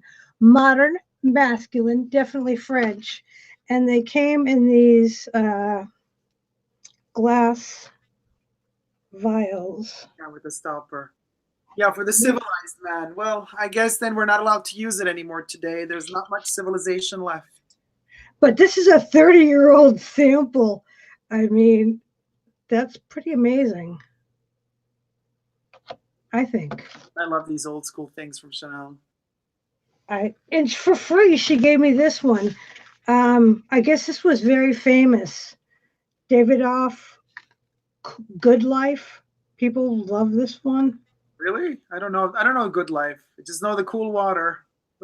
Yeah, cold water smells good on me, actually. But I mean, cool water smells good on almost everybody, but it's just cool water, you know? It's like blue. Yeah. And Dacob's going to get the blue intense. I mean, eau de parfum. No. Or parfum. The pure perfume. Perfect. Yes. I don't know if I'm really going to get it. I'm going to get a sample of it for sure, but what I'm really going to get are the 3 colognes from the Les Exclusives. They are going to be Les Exclusives. Yes, and they're going to, apparently they're only going to come out for a short time. Okay. So they're not going to like keep produced. It's just going to be a one-off thing. Interesting. Emilia asks me, are you wearing your Coco Mademoiselle Intense? Sometimes, not today. Today I'm wearing Gardenia. Actually, I mean, you can see, I'm wearing the shit out of this one. I've never finished a bottle of perfume so quickly. This is insane. End of January till today, it's like the end of March. 2 months. Like, but it's not going to come back. And if it does come back, it's going to come back at a huge price. This one? Yeah, if you had to go pay full price for it again. Oh, God, no. Because I got this one the duty free. Yeah, I mean, this one full price. I don't like their new prices. Who does? I really don't like their new prices. But the only thing that's kind of giving me hope is like this is the only one I like. So it's not like I have to buy like 16 of them. You know what I mean? Like the really, really good eau de toilettes are gone. And you're telling me? I would maybe buy, like, to play with it, to try to figure out if there's something I missed about it, the La Pausa. Not 28 La Pausa, but La Pausa, you know. Mm-hmm. Because that one kind of intrigues me with all of its mess. I know, but it's like the messy aspect of it that I'm like kind of curious, like, oh, maybe by accident they did something to it that now kind of gives me a reason to find something new inside of it. Bel Respiro, just the other day I retried the Eau de Parfum. It's just horrible. Really like soap. Nothing to do with the original.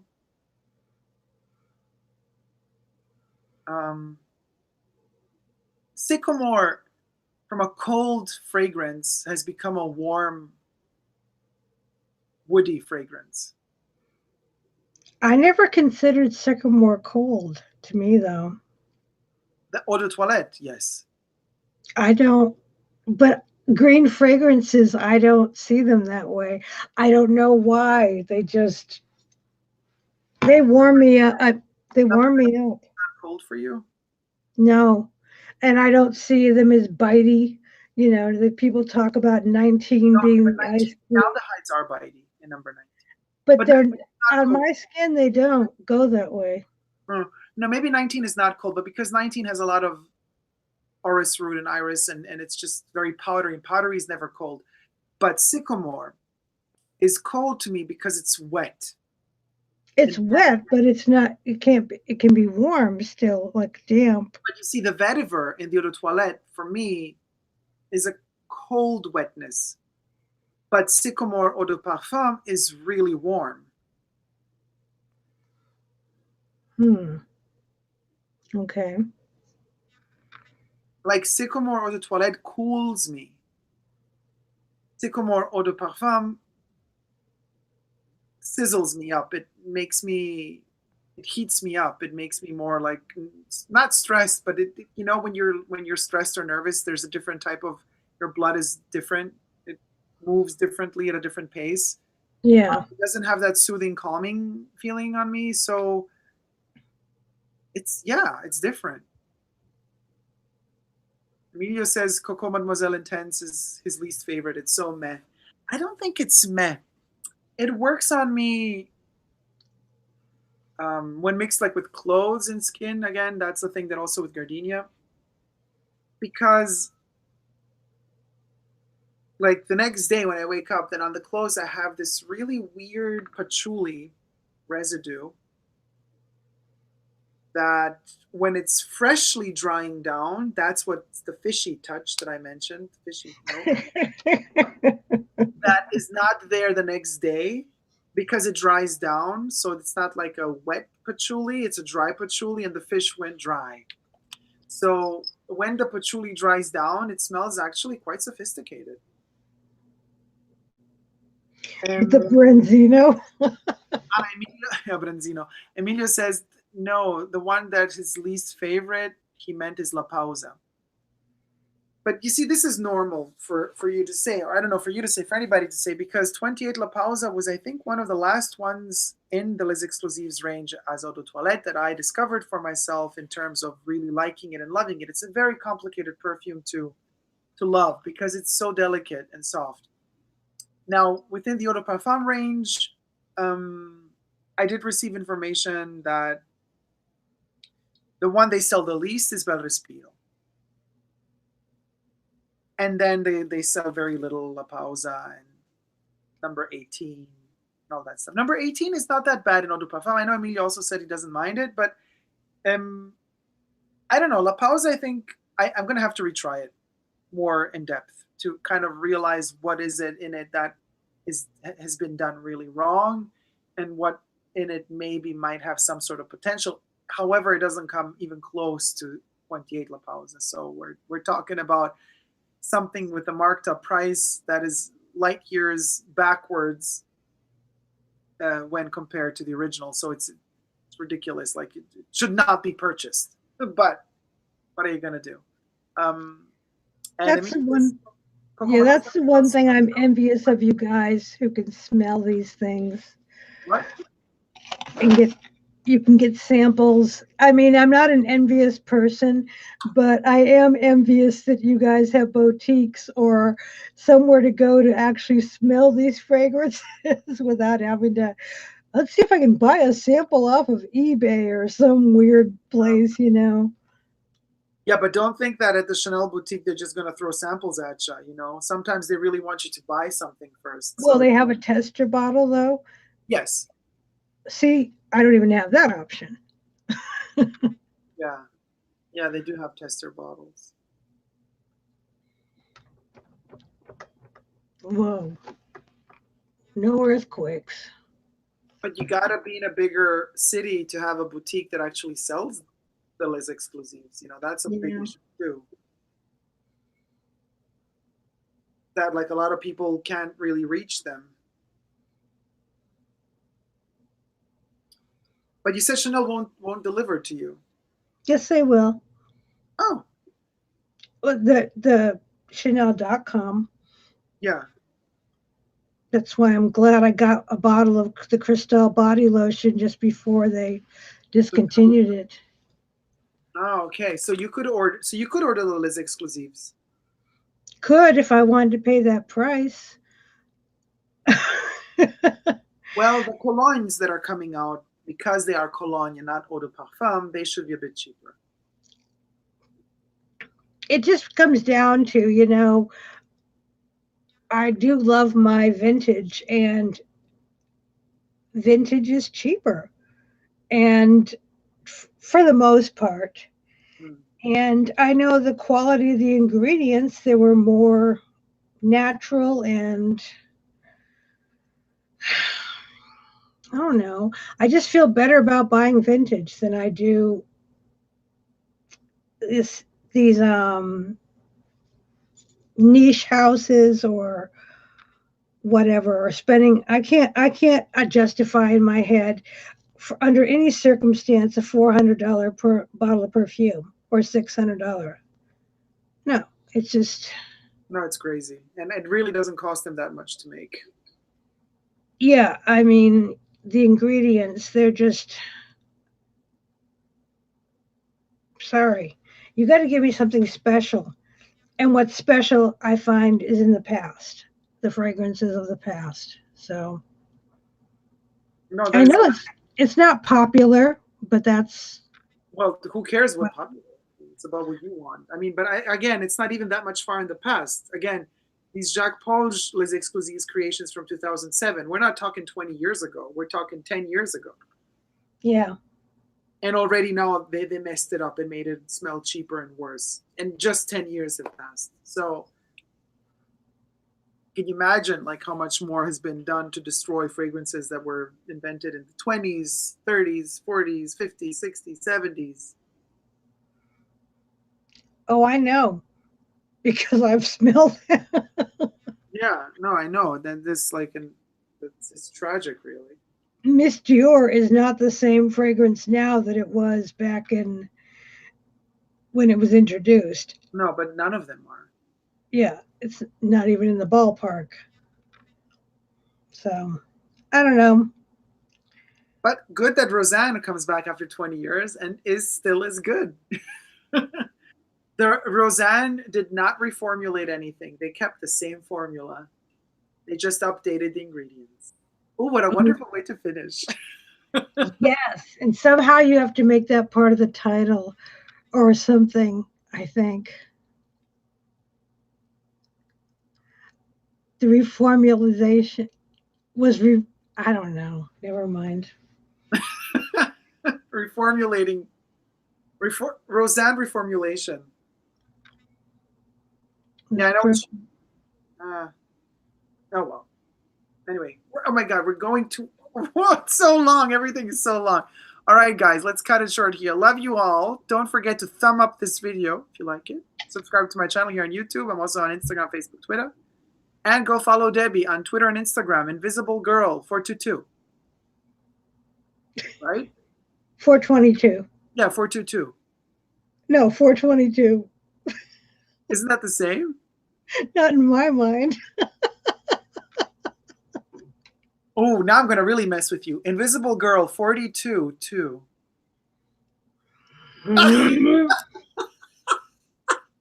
Like she can't. 4 plus 2 plus 2. Okay, Jacob. Everybody does the typo with Jacob. I know. I know. Hi, Jacob. And then I just say hi. Hi, Jacob. I love you, Jacob. Hi, Jacob. I love you, Jacob. But it's okay. Because sometimes when you like it autocorrects. I know. I know.